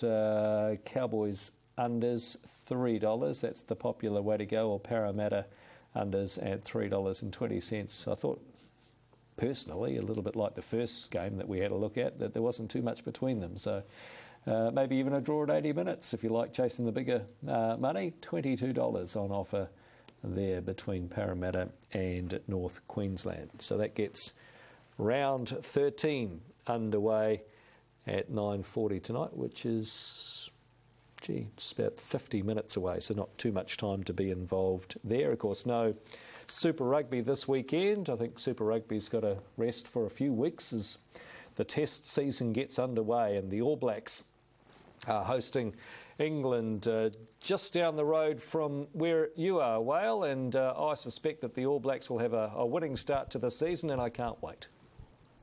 Yeah, looking forward to that game on Saturday night, Daryl, with a lot of trepidation. I'm sure they'll put their hands up like they always do, and look for them to dominate them. Gee, there's some move in this race here for Siamak. Daryl, I've just been out and had a look at him on track. He looks wonderful. As I say, they've taken a bet of $10,000 on him and another at about $2,500 on him in the last half an hour. He's into $1.91.20. Of course, he was good enough to win at Addington over Cup Week and lost that race in the inquiry room. He's 160 on the book at the moment. He's on a drop back here. He's been racing in the 3 to 6s. He gets back to a C2. and actually gets into a 1-2 combined, so he is very well placed. He's 3 the second row and follows out Curahaupo Gambler. I don't think that'll do him any favours, but he's going to have to be driven for a little bit of luck. Best horse in the race, Sia Mac, and if he gets that luck, he should win. The danger for me, Royal Council and God Forbid. Both lovely fillies. Royal Council's coming out of the Jewels behind Venus Arena, and God Forbid a second behind Chief Thundercloud, who goes round later on in the program. And she's your likely leader, so I think she'll go forward and probably wrestle the front off Strawberry Courage, God Forbid. And she's a very good trifecta and first 4 chance. And if Sia Mac doesn't get his own way, a winning chance in race number 8 tonight. So definite each way chance, 6, God Forbid. Stephen Reid has Franco Nico on the race. Peter Ferguson takes the drive. Earlier in the night, I caught up with Stephen. This is what he had to say. Stephen, your last runner tonight is Franco Nico, a horse that showed so much early on. Form line's a little bit misleading. Hasn't had a lot of luck, but tonight he comes up with a horrible draw, barrier 8.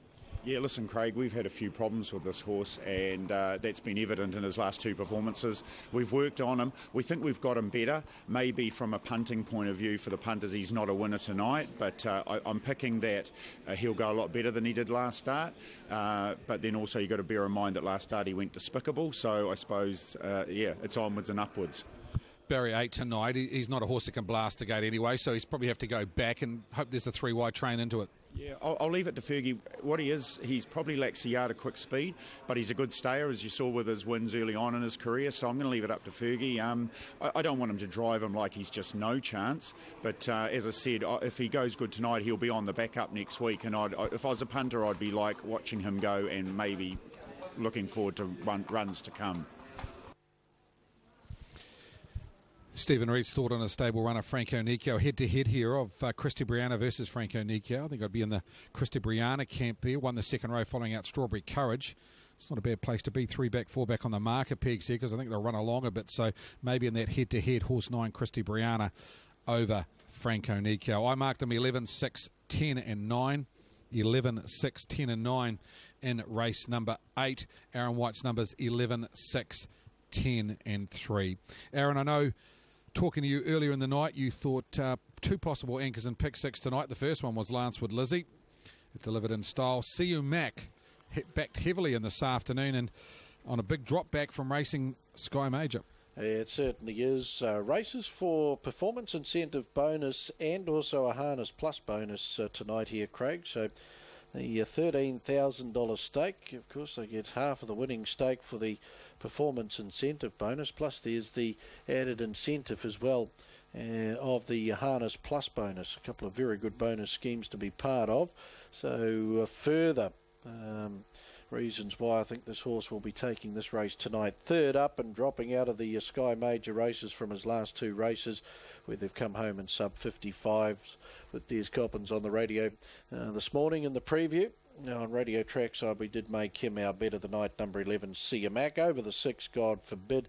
Jay Abernathy, she chased valiantly last time behind Chief Thundercloud. Will put in the 10, that being Royal Council, must be respected as the Southland Oaks winner.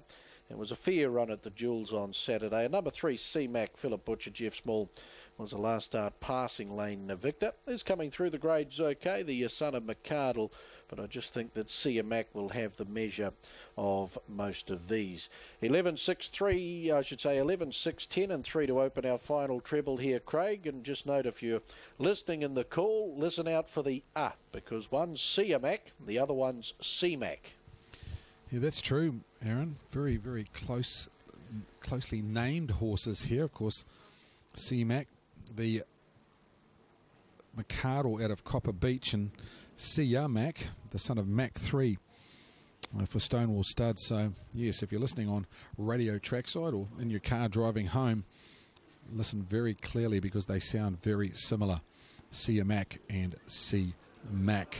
Red light on for race number 8. Just a gear adjustment here on Christy Brianna. Of course, she's probably the best value in the race. This one trained by Robert Dunn.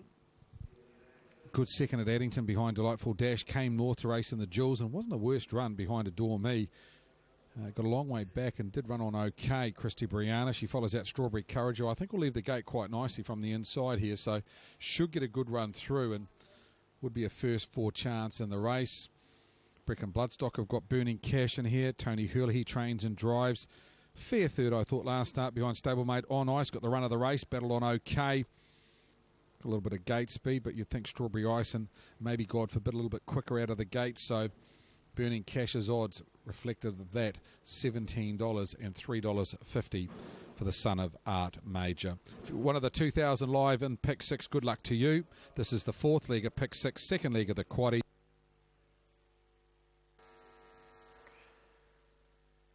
So the runners in behind the mobile arm, the Alabar New Zealand mobile gates will bring the Trevor Stewart Memorial Mobile Field to their dispatch point to open the first leg of our final treble and also the second half of Pick 6 tonight. 2414.36 live in Pick 6 and Siamac on the outside of the second, 3 on the second line. The $1.50 favourite, Trevor Stewart Memorial Mobile. Green light is up and they're often pacing. Burning Cash and God Forbid, the first two to muster out of the machine, followed then by up on the outside. CMX got a lovely run through from the second line. Scott Phelan here within the space of 300 metres could well soon have the lead. That could be a game, set and match from there. They're followed by Strawberry Heart and Kirihalpo Gambler. Further back in the field is CMAC racing on the outside of Christy Brianna, Royal Council, and back last is Franco Nikel. Well, the hot favourite, it took him a bit more than 300, maybe 500 to find the front, but he's there now and he's got the ears pricked a length and a half. God Forbid, Burning Cash, Strawberry Heart, Zach Butcher just looking to ease away from the pegs, does so. Kirihalpo Gambler 1-1, Christy Brianna now 4 back on the inside. They're followed by CMAC. Franco Nikel comes forward 3 wide and Royal Council back last. 42 and 5. Comfortable lead time for CMAC. 1400 left to go. Sweeping across the showgrounds turn leads a length and a half. God Forbid. Then Burning Cash. Franco Nikel coming forward 3 wide. That'll give Strawberry Courage the 1-1 cover. Back over on the inside. Christy Brianna being covered by Kirihalpo Gambler. There's no pressure at all into this leader and favourite. Back in the field is CMAC and Philip Butcher. And back last is Royal Council, 32 and 5, the opening quarter. And CMAC, the son of Mark III, has the bell chiming by a length. Franco Nikel to his outside. God Forbid is trailing. Strawberry Courage 1-1. 3 back the inside is Burning Cash. A length to its outside, Kirihalpo Gambler, Christy Brianna. CMAC second last. Royal Council, the Southland Oaks winner, back last. 31 and 5 the second quarter, a 64 half. Can they give CMAC a 64 half and beat him? I don't think so. Let's find out. He leads by a length on the outside. Franco Nikel, God Forbid is trailing. 1-1 Strawberry Courage, Burning Cash, 3 back on the inside. Then Kirihalpo Gambler. Now they start to put some speed into the race. Christy Brianna, Royal Council second last, and CMAC is last. 400 left to go. Quarter down the back, 29 and 6, and he's starting to wind up all the time. CMAC. Scott Phelan sits quietly. Franco Nikel, God Forbid. Strawberry Courage out of the 1-1, then Burning Cash, but CMAC for home. A length and a half, God Forbid. Franco Nikel, Burning Cash through on the passing lane, and then Strawberry Courage. CMAC in front. Burning Cash is going to burn on the passing lane and get close. CMAC, Burning Cash flying. CMAC's in. No, they couldn't give him a 64 half and beat him. Burning Cash second. God Forbid third. Then Christy Brianna and Royal Council there in photos for fourth with those. Kirihalpo Gambler. Strawberry Courage back with those with Franco Nikel and CMAC. Will be the last one in. 27 and 6 the final quarter. 243.9 the overall. Well, the race was called at about the 1700 once this horse found the front. Burning Cash, though, has got home strongly through on the passing lane to get closer than I thought any would after securing such an easy lead. CMAC, God Forbid's gone a good race for third. It goes for fourth, Christy Brianna, and right out wide, Royal Council. They'll figure in the photo. Christy Brianna will get that for a fourth. The Trevor Stewart Memorial Mobile paced nicely to number 11. CMAC, Scott Phelan will secure a performance incentive bonus and also a harness plus bonus tonight as well.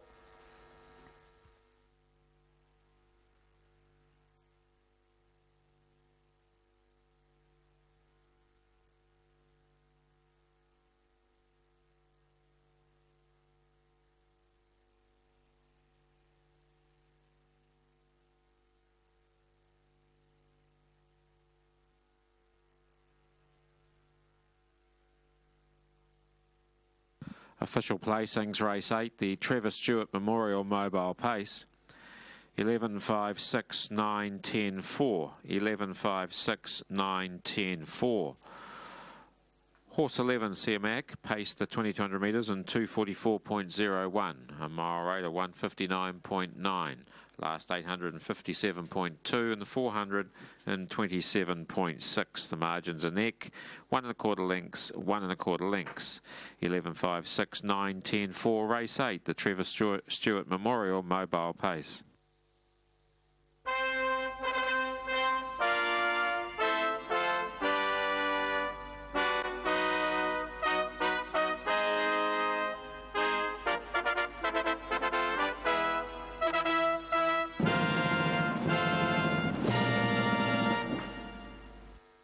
So Siamac back at the head of the field with the fanfare indicating the performance incentive bonus won by the Connection Stonewall Stud Limited.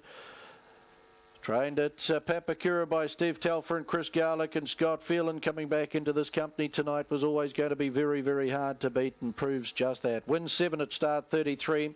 Mark 3 Siathia by 4-year-old Gelding. And bred by the Tarries BH and also SG Tarry, the breeders here of Siamac, and gets the job done very nicely in the 4th leg of pick 6. Dennis Stewart down there in the Stewart family, part of our victory celebration. Chart Major Bay, 3-year-old Gelding out of OK Rock for second for the Brecken Racing Syndicate. Tony Hurley, the trainer-driver out of Papakura. 6 God Forbid El Sue Brown, 3-year-old filly out of Hurricane Dancer, third. Raced by WJW Anstis. Wayne Anstis trained at Cambridge, and Jay Abernathy. Number 11, Siamac, $1.60 and $1.20, $1.60, $1.25. Burning Cash, $3.80, $3.80. And 6 God Forbid, $1.60, $1.60. Quinella, $21.80, $21.80. Trifecta, $124.40, $15.40. The concession, 2 and 5, $14.90, $14.90. Midwinter Christmas at Alexandra Park Handicap Pace as soon as it does come through.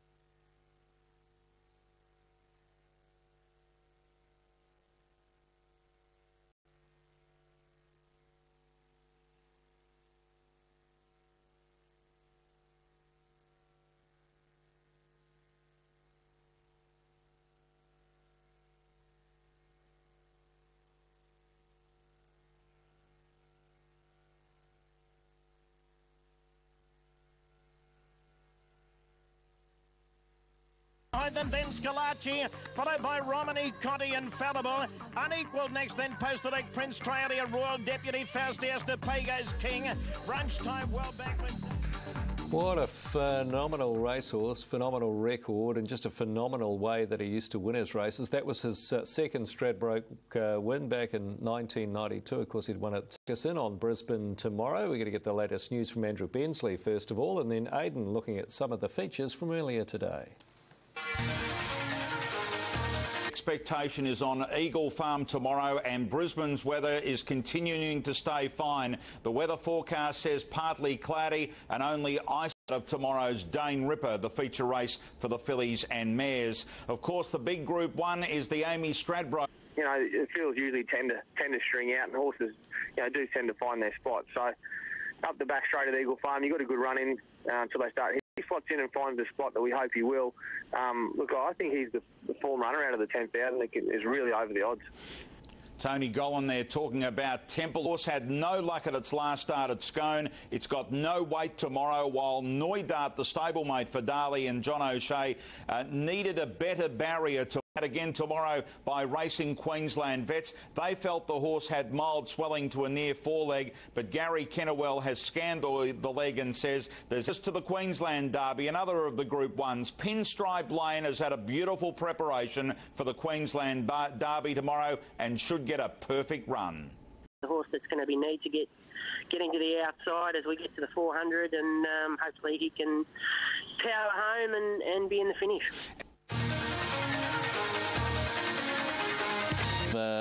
Brisbane tomorrow. Here's the Group 1 Stradbroke handicap over 1,400 metres, option 708. And looking here on this page, Spirit of Boom at 7's out to 7.50. Rebel Dane 7 out to $9, drawn wide. Famous Seamus coming in for some support, 21's into 18's. Already a Group 1 winner at the Carnival. Red Traces solid at 9's. Temple of Boom 26. Smoking Joey out to 18. He's confident enough with the horse, 14s. Big move in Australia has been for Noidart, 12s into 9s, and a lot of word about him just being as probably the best place bet in the race. He's honest, he'll run well for you, there's no doubt about that. Trishkandi's drawn wide, 480, but she's in terrific form, and Hucklebuck, South Australia, do the riding for trainer Philip Stokes. Okay, we had put away a bit of a time right now to talk to Chris Waller. Unfortunately, he's said he's unavailable to do that, so we might just still focus on a couple of his runners. Here's what he's got going at Eagle Farm tomorrow. Eagle Stains at 290, Catkins, you heard there, just coming out of Brisbane, so that 350 price not there anymore.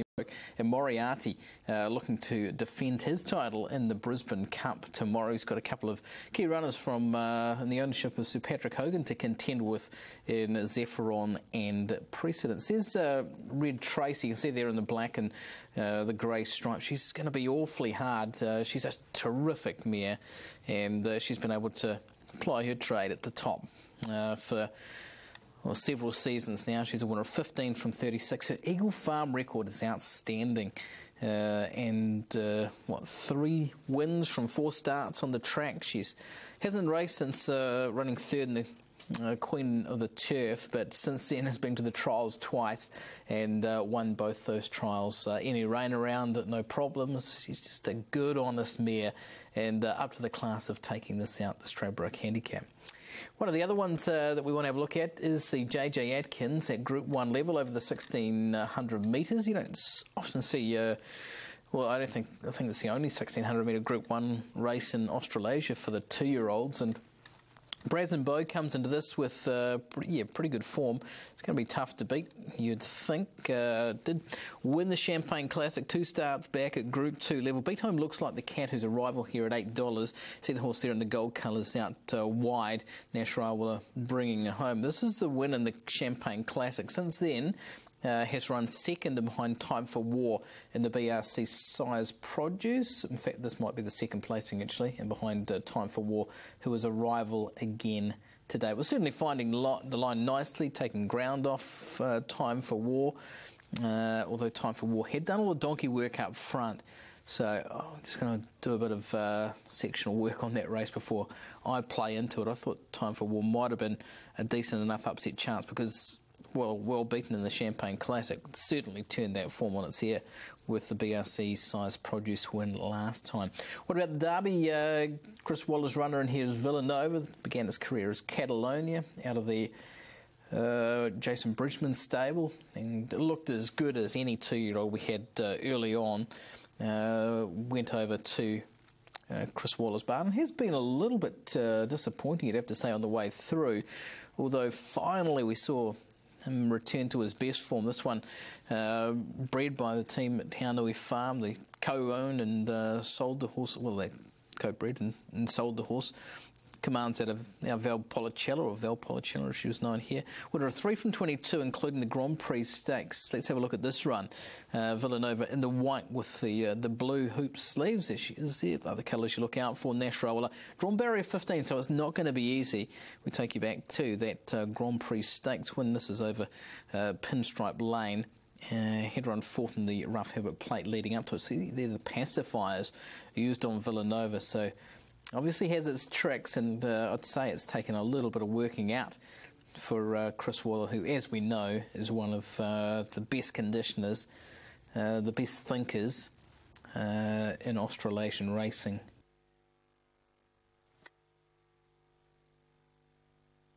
So that was a preview that Aidan did a little bit earlier on today, when there was high expectations we would get Chris Waller on the phone. Unfortunately, Andrew Bensley as well. But things looking pretty good. Weather looks nigh on perfect. Track will be good, and that rail out 3 metres for the big day tomorrow from Brisbane. Craig, back with you. Race 9 next in 5.5, and the bucket list has come up as the favourite here. What about these back markers? Master Charlie. The tempo of the race, Daryl. I expect probably the bucket list being the only horse off the front to step away. He's not overly quick. He's only had one go from a stand. He was satisfactory, ran a place that day. He'll step away, but I expect probably Steal a Light off the Unruly off 10.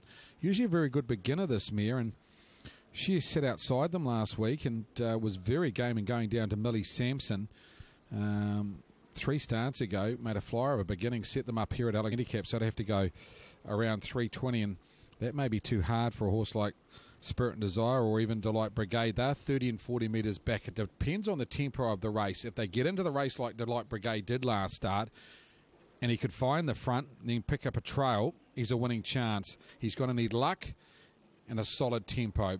Earlier in the night, I caught up with Todd Mitchell to talk about Delight Brigade, and this is what... Race into fitness, and what he did last time, we sort of didn't want to put him in the race, but we sort of worked our way there without doing too much work, and then ended up, getting to the front and then trailing. So, but he hit the line good. He was full of, like at the 400, he was really full of himself. So I think if he gets the same sort of trip tonight, or if they go hard and he's sitting back, the way he hit the line, he's got to be a good each way chance again tonight. Seems his manners are quite good. 40 metres is a long way back, and these races with small fields, 8 or 9 runners, they can be a little bit tactical, but really for him, he needs the speed on throughout. I think so. He sort of lacks a real sheer speed, but if he's right there on the pace, it makes a different story. But, only one off the front, so it makes it a little bit better, him being off 40 metres. So, hopefully he does everything right and gets a bit of a trip, and he should be right there. He's paraded in wonderful order again, the son of Better's Delight. They've had a win already, the stable tonight. Andrew Neal with Sun Shield, very impressive in the trot. This bloke, he was off the scene for a long time, and great training performance to get him home last week, defeating Major Star, who went on to place in the jewels behind Franco Nelson. So the form around him is good. As I say, tempo of the race, where he posies up is where he's going to finish. He needs to get into the race. The horse on camera at the moment is the horse that they're backing, won the bucket list. He's one of these horses that does enough for you to go again and go again and go again. Just my well's running dry at the moment with the bucket list. He does enough to get you. This one owned by Carter Bloodstock and Ross Johnson, along with the McCurneys. He's racing very well. He's a horse that, when he won his race, went very quick, 2:39 that night at Alexandra Park, because they blistered the hot speed, and he sat off it, and he just got over the top of them. He can get a little bit rank in his gait when he tries to hit top speed, and that's when he undoes himself. If he can trail the right one, and whether that's a Steal a Light or a Chief Thundercloud, and they run along, that's when you'll see the best of the bucket list. He's got to be driven a little bit cold. 280, I put him on top. I'm not convinced I'd go anything less than the 2.8 on the tote. I certainly wouldn't be taking the 2.4 on the fixed odds. It's an open race here. Steal a Light's the best value in the race. Chief Thundercloud, I thought it's been good in the north, and Master Charlie. I marked them 1, 5, 2 and 7. Aaron's numbers 8, 1, 9 and 7. He's put Spirit and Desire on top on the back of a couple of nice wins. She missed a race in the North Island Breeders' Stakes. I've just let away from her tonight. Master Charlie over Spirit and Desire in the head-to-head. Master Charlie $2.10, Spirit and Desire $1.65. That's on option 529. Minute out in the fifth leg of pick 6. I think about 1,100 live going into this leg. Aaron, your numbers, you're going with Spirit and Desire in front of the bucket list. He's hard to catch the bucket list, but he's overdue. He is overdue, and off the front tape he's going to be a major player from there. Does have a few things in his favour too, with the likes of Steal the Light only 10 behind, and we know if she can get around to the lead, she'll set up good terms in front. But if she does get to the lead and set up those good terms, I think the back runners come right into this. Spirit and Desire, amazing win here to run down Sky Major back 3 weeks ago. Make that 4 weeks ago now. Saleh Shabanathi, Matthew Collins, and in a sub 54.5 last half too. So she is on top for me. The 8 Spirit and Desire won the bucket list. Yes, certainly off the front tape has to be given a good chance from there. 9 Delight Brigade. He was a super tough winner here a couple of weeks ago. The Wizard Todd Mitchell, and 7 Master Charlie, James Stormont. So 8, 1, 9 and 7, but it is an open race, an intriguing race too. We've got some very classy horses off handicaps, and red light flashing. Midwinter Christmas at Alexandra Park. Handicap pace, the bucket list. The only horse off the front tape, off 10 metres, Chief Thundercloud, Max Creation, I'm a Jolly Wally and Steal the Light. 20 metres, Copy My Path. And the runners getting their final instructions. Now the drivers from starter Frank Phelan. Midwinter Christmas at the races here at the park. 20th and 27th of June, the 4th and the 11th of July, and escape the midwinter blues and give the taste buds and adrenaline levels a buzz under the ribbon of light at Alexandra Park. Further information, alexpark.co.nz, 630560. Barrier strands release, and they're often pacing it. The bucket list, he's bunked out. Now the bucket list, he's been caught on the outside of Master Charlie here. Philip Butcher might have to come back to find a spot down on the markers there. Followed back in the field is Copy My Past, and then came Delight Brigade, who made a better beginning than Spirit and Desire, who's back last as they swing into the home straight. 2,200 metres left to go. Brent Mangos just assessing the situation out in front with Steal the Light. He'll try and do what he did on the Sunday meeting here of the Thames Harness Racing Club and try and run this field into the deck. She's away by 6 over I'm a Jolly Wally and Max Creation, Chief Thundercloud, then Master Charlie. Now the bucket list he has got in. He got in front of Copy My Past, and then Delight Brigade back second last, and last Spirit and Desire on the stables corner their first occasion. Steal the Light, the Falcon, Seals to Mere. Away by 4.5 to 5 with 1,800 metres left to pace over I'm a Jolly Wally as they run an Indian file. Then Max Creation, Chief Thundercloud and Tony Hurley fourth. 2.5 then to Master Charlie. Then came the bucket list, Copy My Past.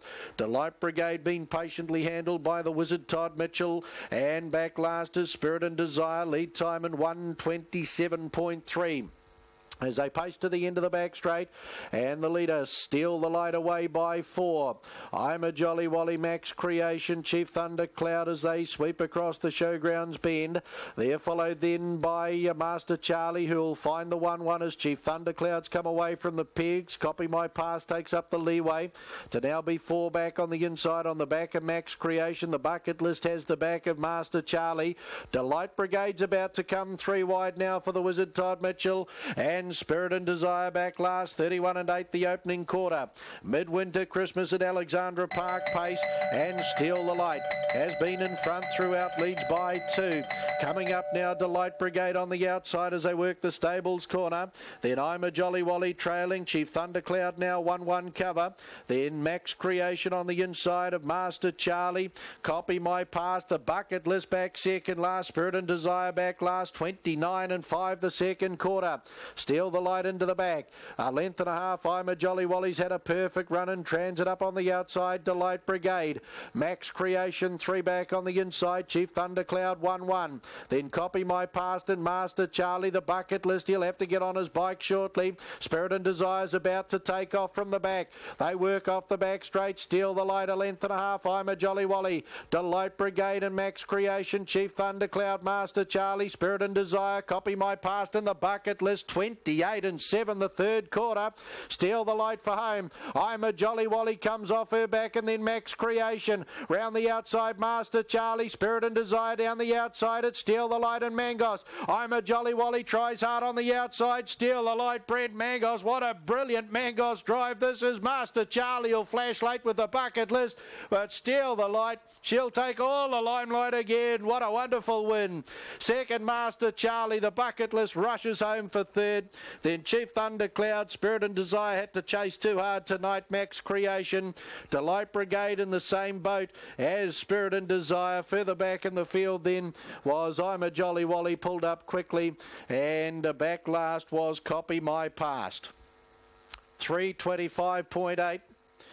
And she's found the front. She's run them along like she did here at the Thames Harness Racing Club's program over this journey too. And the aggressive Brent Mangos gets the best out of the Tim Vince trained and co-owned Falcon Sealster mare. Rushing home, Master Charlie. The bucket list, well, he blew it at the start. He had his chance to have the back of Steal the Light. He stood on the mark. Third is Lot. Chief Thundercloud the next. Then Spirit and Desire and Max Creation the next couple over. Midwinter Christmas at Alexandra.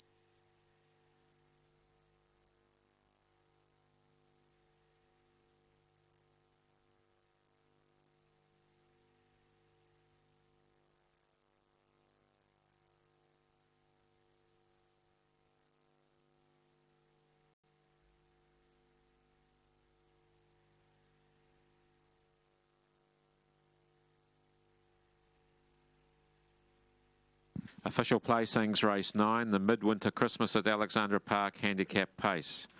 571-283. 571-283. Horse 5, Steal the Light, paced the 2,700 metres from a handicap in a stand, and a net time of 3:24.9. That's a mile rate of 22.2. Last 857, the 428.3. The margins 1 1/4 lengths, 3/4 of a length, 3/4 of a length. 571-283, race 9, the Midwinter Christmas at Alexandra Park handicap pace. Oh, lovely, lovely Brent Mangos drive there, ladies and gentlemen. A front-running drive and gets Steal the Light home. Raced by Tim Vince and Cheryl Wigg. Tim Vince trained here at Epsom. And career wins 7 at start.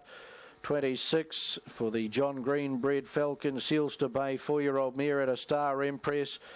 And grabs another great victory here at Alexandra Park. Steal the Light. Auckland Trotting Club steward Johnny McRae down there, part of the victory celebrations, along with a few of the Auckland Trotting Club staff. 7 for second, Master Charlie. Better's Delight Bay 4-year-old Entire out of Explosive Adam, raced by AJ, raced by Bruce Carter Bloodstock Limited. R.C. Johnson, J and Mrs. J.A. McKinney, Miss J.H. Cole and the TTC Syndicate. Jeff Small trained at Patamaui, and Philip Butcher doing the driving.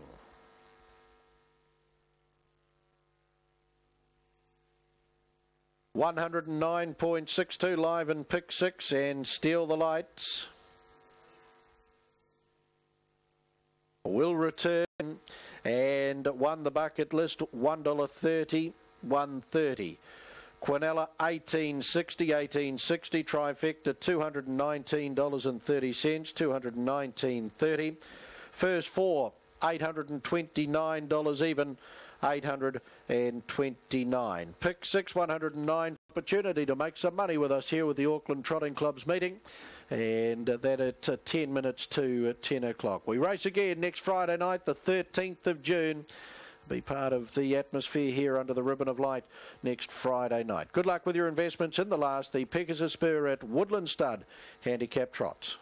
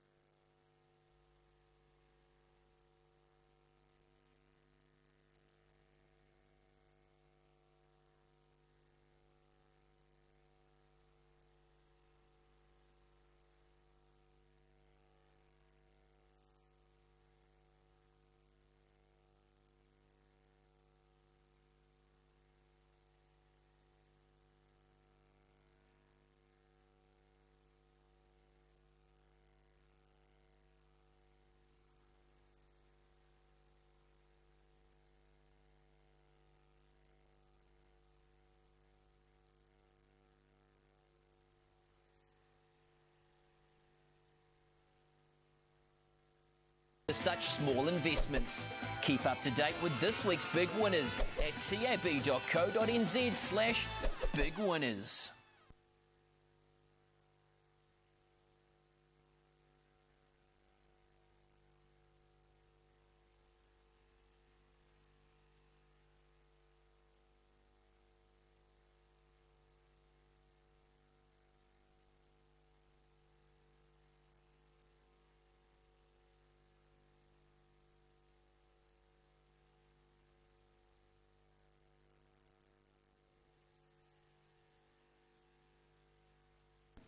Yes, that's correct. Yep, been in Brisbane for the week, and it's been great up here too.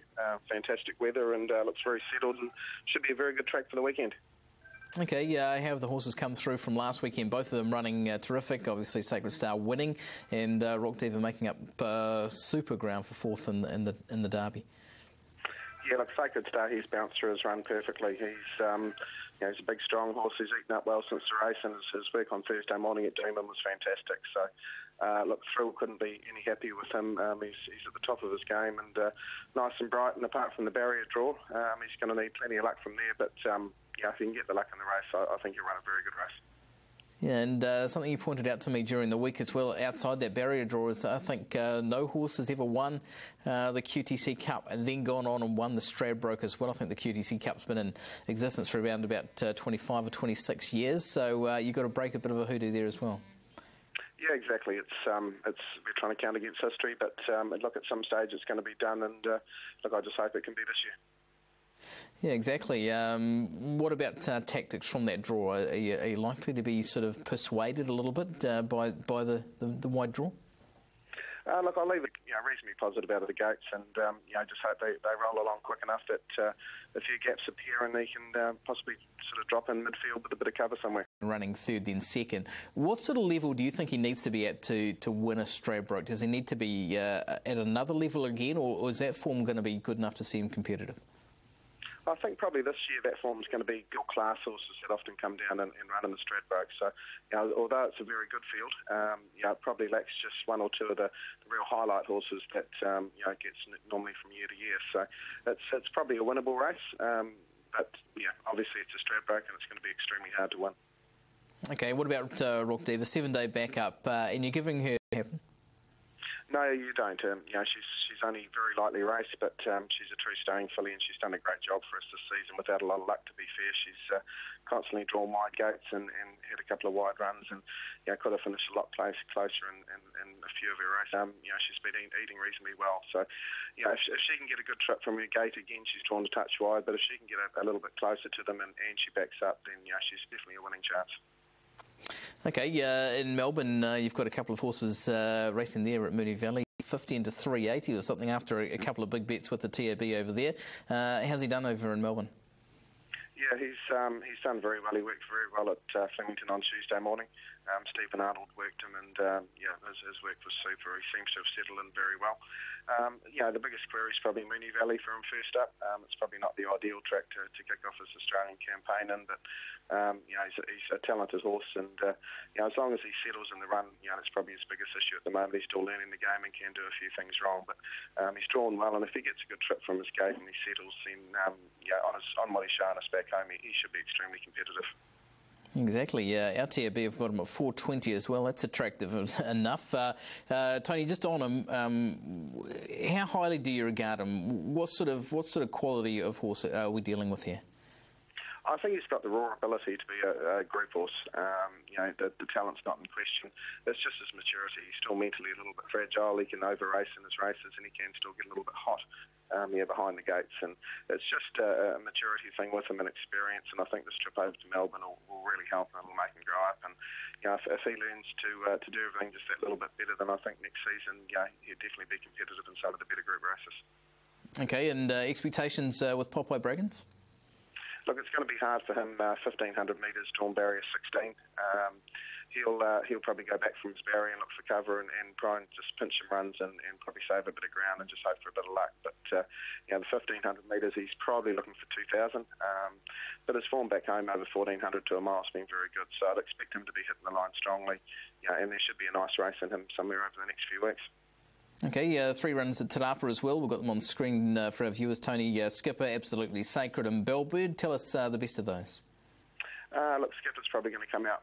Should be Sacred. He'll probably trail from barrier 2, and Bellbird, if she gets a soft trip, she proved that 2 starts ago. She got a lovely trip through back the fence, and if she gets if things go her way, then she's an each way chance as well. So, probably no good things at Te Rapa tomorrow. But into this weekend, the phone wouldn't have stopped ringing from media, would it? No, it's amazing over here in Australia, especially obviously the big Stradbroke meeting. It's very well publicised, and look, they couldn't look after us better over here as well. They've been very hospitable, and it's been a great couple of weeks to be involved in the whole thing. So, it's not often you sort of get a Stradbroke and a Queensland Derby runner. So, just got to try and enjoy the moment, and hopefully we can get a result on Saturday. Trainer Tony Pike having a chat to Aidan Rodley a little earlier today here on Trackside Live, and wrap up what's been a good competitive night of racing there. Ivanov is the favourite, short way home in the bonus quaddie at $779, and I think would pay somewhere around $3,400 in pick 6 if successful. Craig, Luck Chin looking for further success. He appeared on the Drivers' Challenge board tonight. He got early success with a roughie. Doesn't look like he's going to win the Drivers' Challenge, but if he gets home here, he would have accumulated a fair number of points anyway. Yeah, he made a dash on the leaderboard, didn't he, Daryl, early on, but the dash was pretty short-lived. Jasinski didn't continue it on. He's got Ivanov here to get a few more points, but I think Zach Butcher was on about 8 points when I last looked. We might get an update on that Streamline Freight Drivers' Challenge very shortly. Can tell you the favourite way, you're quite correct, in the pick 6 is $3,400 with Ivanov, $3,700 Silver Wisp, and around about $4,000 with Chibjorn. Zach Butcher on 8. Ken Barron hasn't got a drive. Morris McKendry is all done for the night. Zach Butcher will take up the Drivers' Challenge because Tony Hurley, he's gone as well.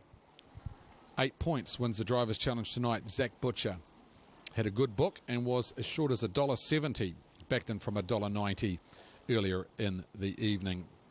The last, it's a tricky affair. We've got a 360 favourite here in Ivanov. He's a horse that's racing very well, finds it hard to win, and when you look at his form line, 42 starts, 1 win. He runs an awful lot of placings, but he always seems to find one better on the night. He likes to run along in front. That's his modus operandi, and look for him to step away, find the front and do that again. Always sets it up for someone to run him down.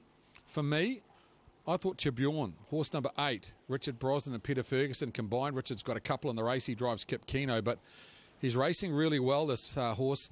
Of course, owned by Bernie Lim, long-time owner. Good 5th here last start behind Jasinski, and thought he could win the last. Horse number 8, Chibjorn. Put him on top in front of number 5, Silver Wisp. Ted Edwards has got 2 in the race. Ted's always got a good trotter around. Of course, had success with a smart trotter 20 years ago. First grade, he had first nip. He's had some very nice trotters in his stable. This one, Silver Wisp by Continental Man. Brett Edwards will take the drive. Ran 3rd behind B Senior in the hands of Dexter Dunn back here on the 9th of May. Thought it's good form for a race like this, and an each-way chance at around about the $4.20 quote. I put in the Southerner 3 Tarn. Her first up run at the Park when running second 3 starts ago was very good. Since then has run 7th behind B Senior and 9th behind Jasinski last start. I think going that second 3 starts ago, Todd McFarlane takes the drive. The mare by Sundon's in the mix. And Dauntless, the best roughie for me in the race, is the rank outsider at $19. Brett Mangos takes the drive on the back of a nice win with Steel Alight. Mango in form. And Dauntless trials up nicely, doesn't put it together race day, but I think he might do it today. Good chance. Dauntless, the son of Pegasus Spur, the second of the Ted Edwards runners. I marked them 8 on top to beat 5, 3 and 6. Ivanov's in the mix as well as we look at that head-to-head. Silver Wisp versus Chibjorn. Not much in that on option 5, 3, 0. Can I give you the will pays for the quaddies as well? Favourite way in the quaddie around about the $700 mark is Ivanov. Silver Wisp $890, Chibjorn $960. Then we're getting out to 1,300 with Tarn, 2,700 with Dauntless, 3,300 Equali, 3,100 with No Ordinary Sun, and 2,800 with Kip Keno. In pick 6, 10,000 Kip Keno, 21,000 No Ordinary Sun, 6,800 Tarn, 3,400 Ivanov is the favourite way in the pick 6, 3,700 Silver Wisp, 15,000 Dauntless, 15,000 Equali, and a little over $4,000 if Chibjorn can take up the last leg. That's with Lancewood Lizzie, number 1, 8 Sunshield, 2 Mac Tiger, 11 Sia Mac, and the $9 shot, 5 Steeler Light. Tim Vince trained. Actually, Tim hobbled his way to the winner's enclosure, got kicked by a horse not that long ago, and doing it a bit tough, Tim, tonight, but that'll certainly buck up his night with his mare Steeler Light taking out the midwinter Christmas handicap pace. Get upstairs and join Aaron White for his last tonight. It's been a wonderful night at Alexandra Park. Lancewood Lizzie, one of the highlights for me. Very impressive winning again. Sia Mac got backed in late. $10,000 investment on him was a successful one.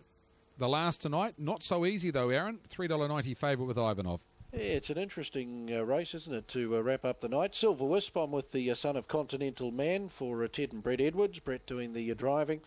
Last couple of runs indicating that a win's not too far away from me. I've always had a bit of time for Silver Wisp. We remember when this horse started in the Barry Purdon team, put together a pretty good strong record in about 5 or 6 starts and then started doing things wrong. But they're starting to iron those out again with this 5-year-old. Number 8, Tourbillon. This is the sort of race he can strike in. Finished nicely behind Jasinski last time. Number 4, Ivanov, continues to run solid races. Luck Chin looking for another win on the program tonight, and 1, Kip Kano, a danger off the front tape over the 2,700 metres. 5, 8, 4 and 1 for me to wind out what's been a good night here tonight, Craig. And Cool Cobber, that was a very good win off the 40-metre mark back in our feature trot tonight. Lancewood Lizzie continues on her wonderful march of form. Sun Shield, he annihilated them again tonight. Sia Mac, well, back in grade, he was always going to be very, very hard to beat. I suppose for the punters around the nation there, a big thanks to the bookies for putting up 2.6 this morning around Sia Mac there too. So another good night of racing here at Alexandra Park, Craig. Next Friday night we do it all again, and then we'll be into our mid-winter Christmas at the races, June 27th, the 4th and 11th of July. Packages from $65. alexpark.co.nz. Don't forget to like us there on Facebook too. And you'll be kept up to date by Dwayne Ranger, who sends out the reports on every race just minutes after the races have been completed here at Alexandra Park. A great way to keep in touch with all of us here. And it looks like we've got a great crowd on track tonight too, Craig. I've noticed the crowd come out in the last 3 races. Plenty of people enjoying the night here. Nice quick fire night too under the ribbon of lights. Yeah, thanks, Aaron. There's a good crowd. I've gone through the stands here tonight, and the room's relatively full. Big crowd in the Tasman room as well. So, yeah, very, very good. Of course, next week, I believe, Aaron, maybe the triple trio. I'm not sure if it's next week or the week after. We'll highlight that. Of course, wasn't struck at Cambridge. And I believe we'll go to next week or the week after. So we'll certainly feed that information down to you. But looking forward to the triple trio. Of course, not struck at Cambridge with Bodine Boaz causing the upset at very big money. The last tonight, the last leg of pick 6, if you're one of the 110 live going into the last. Has been asked to walk around again here. No Ordinary Sun, Tarn, Ivanov, Silver Wisp and Dauntless. They're off the front tape. Dauntless on the unruly. Brent Mangos brings him forward, and off 10 metres, Equilay and Tourbillon. The barrier strands released now in the Pegasus Spirit Woodland Stud handicap trot field ascent on their journey. No Ordinary Sun by 4 over Kip Kano. Now Ivanov is going to ease here at the 2,400 metre mark to take the trail. Up over on the outside is going to be, as they work across the top, Silver Wisp from the inside. No Ordinary Sun, then Equilay and Tourbillon. And right out the back door now after an early gallop is Dauntless. So through the lane they come. 20 200 left to go, and Tarn the Sundon mare, Todd McFarlane for Murray Edmonds, races away by 5 lengths over Ivanov, and Kip Kano, Silver Wisp up on the outside is parked, 1-1 Equilay.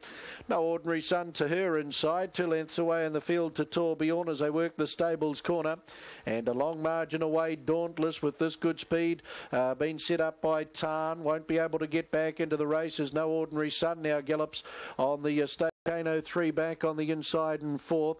Up over on its outside is Equilay. Tourbillon's on the back of her. And now there's a good dozen lengths away. No Ordinary Sun, and a long way away Dauntless. The lead time in 1:26.4. 1,500 left to go as they trot off the back. Pegasus Spirit, Woodland Stud Trot, and it's headed up by Tarn. Up over on the outside and second is Silver Wisp, and trailing is Ivanov, followed through by Kip Kano. Equilay in the 1-1, and Tourbillon being patiently handled by PC Ferguson back. Last of the winning chances, a dozen lengths away, No Ordinary Sun, and a long way away Dauntless, 31 and 2. Was the opening quarter of the last mile, and Tarn brings them through the lane. The Sundon mare leads by a length. Silver Whispers up on the outside. He's been doing it tough as they hear the bell for the final time tonight. Ivanov in the trail. Equilay 1-1. Kip Kano is on the inside of its stablemate Tourbillon as they put the stables behind them. Tarn leads by that length. Silver Wisp up on the outside. They've been getting along at a good speed here. Ivanov is trailing. 1-1 Equilay. Kip Kano, Tourbillon. They're the half dozen winning chances. 31 and 7 the second quarter. Tarn down the back. Leads by a length up on the outside. Silver Wisp. Brett Edwards just tapping him along to keep his mind on the job. Park. This leader's travelling nicely though. Back on the inside is Ivanov. Then Equilay. Back on the inside Kip Kano, all dressed up, nowhere to go, and Tourbillon a length to its outside. 4:50 to go. Tarn over Silver Wisp. Ivanov will wait the passing lane. Tourbillon's letting down now, out 3 wide around Equilay, and Kip Kano on the inside, the quarter down the back, and 31. Tarn for home over Silver Wisp, but Tourbillon is closing in strongly. Ivanov waiting the passing lane, homeward bound. Tarn, Tourbillon goes strongly to it now, and then Ivanov and Silver Wisp and Kip Kano. Tourbillon's in front over Tarn and Ivanov. Kip Kano flashing on the passing lane. It's Tourbillon racing away. Tourbillon and Peter Ferguson for the last over a brave Tarn, and third over Ivanov.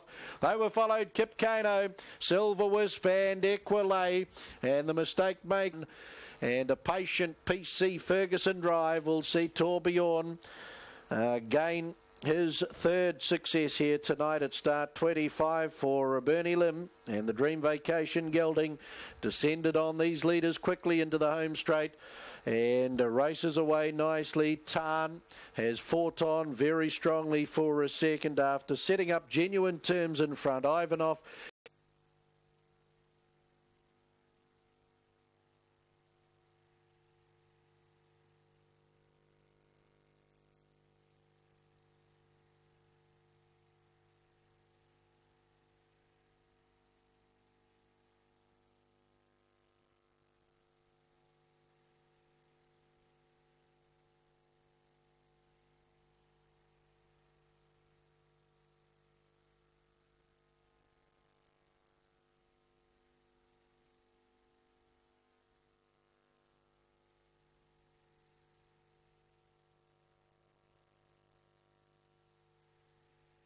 Five 7 8 3 4 1 5 7. Horse 8, Tourbillon, trotted the 2,700 metres from a stand and a handicap in a net time of 3:30.7. Mile rate of 25.6. Last 862.2 and the 431.1. The margins 3.5 lengths, a neck, a half length, 3.5 lengths, a neck, a half length. 8 3 4 1 5 7. Race 10, the Pegasus Spirit Woodland Stud handicap trot. Judge Graham McLennan with his final call of the night, and Tourbillon, the Dream Vacation 5-year-old, is by the Dunstan Horse Feed sponsored rangeman Peter Ferguson. Does the job nicely in the last. Kevin Foley down there for a Woodland Stud. Auckland Trotting Club steward Paul Lowther also part of those victory celebrations. 3 Tarn, another brave run by her. Sundon, Own Lock, Bay 5-year-old mare, raced by E.S. Inwood along with N.F. McFarlane. and Mrs. L.M. McFarlane. Murray Edmonds trained at Motocarrara. Todd McFarlane. And third over 4, Ivanov, the Monarchy 5-year-old bay gelding out of Barsukova, raced by CJ Cross, C. Heberley and Dr. L.S. Chinluck. The results in the last, the totes will see 8 Tourbillon, $5 and $1.70, 5 and $1.70, 3 Tarn at $2.70, Trifecta $107.10, $107.10. First 4, $405.60, $405.60. 5 and 8 in the double, $25.30, $25.30. 5 and 3 concession, $20.50, $20.50. Final TAB treble tonight, 11, 5 and 8, $58.90, $58.90. The quaddie tonight, 2, 11, 5 and 8, $968.40, $968.40. Play 6, $26.70 per winning combination or part thereof, $26.70. And pick 6 tonight, 1, 8, 2, 11, 5 and 8. And there were 21.96 winning units of pick 6, $4,062.60. $4,062.60 the payout. 10th of June for another great night's entertainment under the ribbon of light at Alexandra Park. A big thanks to our sponsors for our program tonight. Aaron White bidding you all a very good evening and have a safe weekend.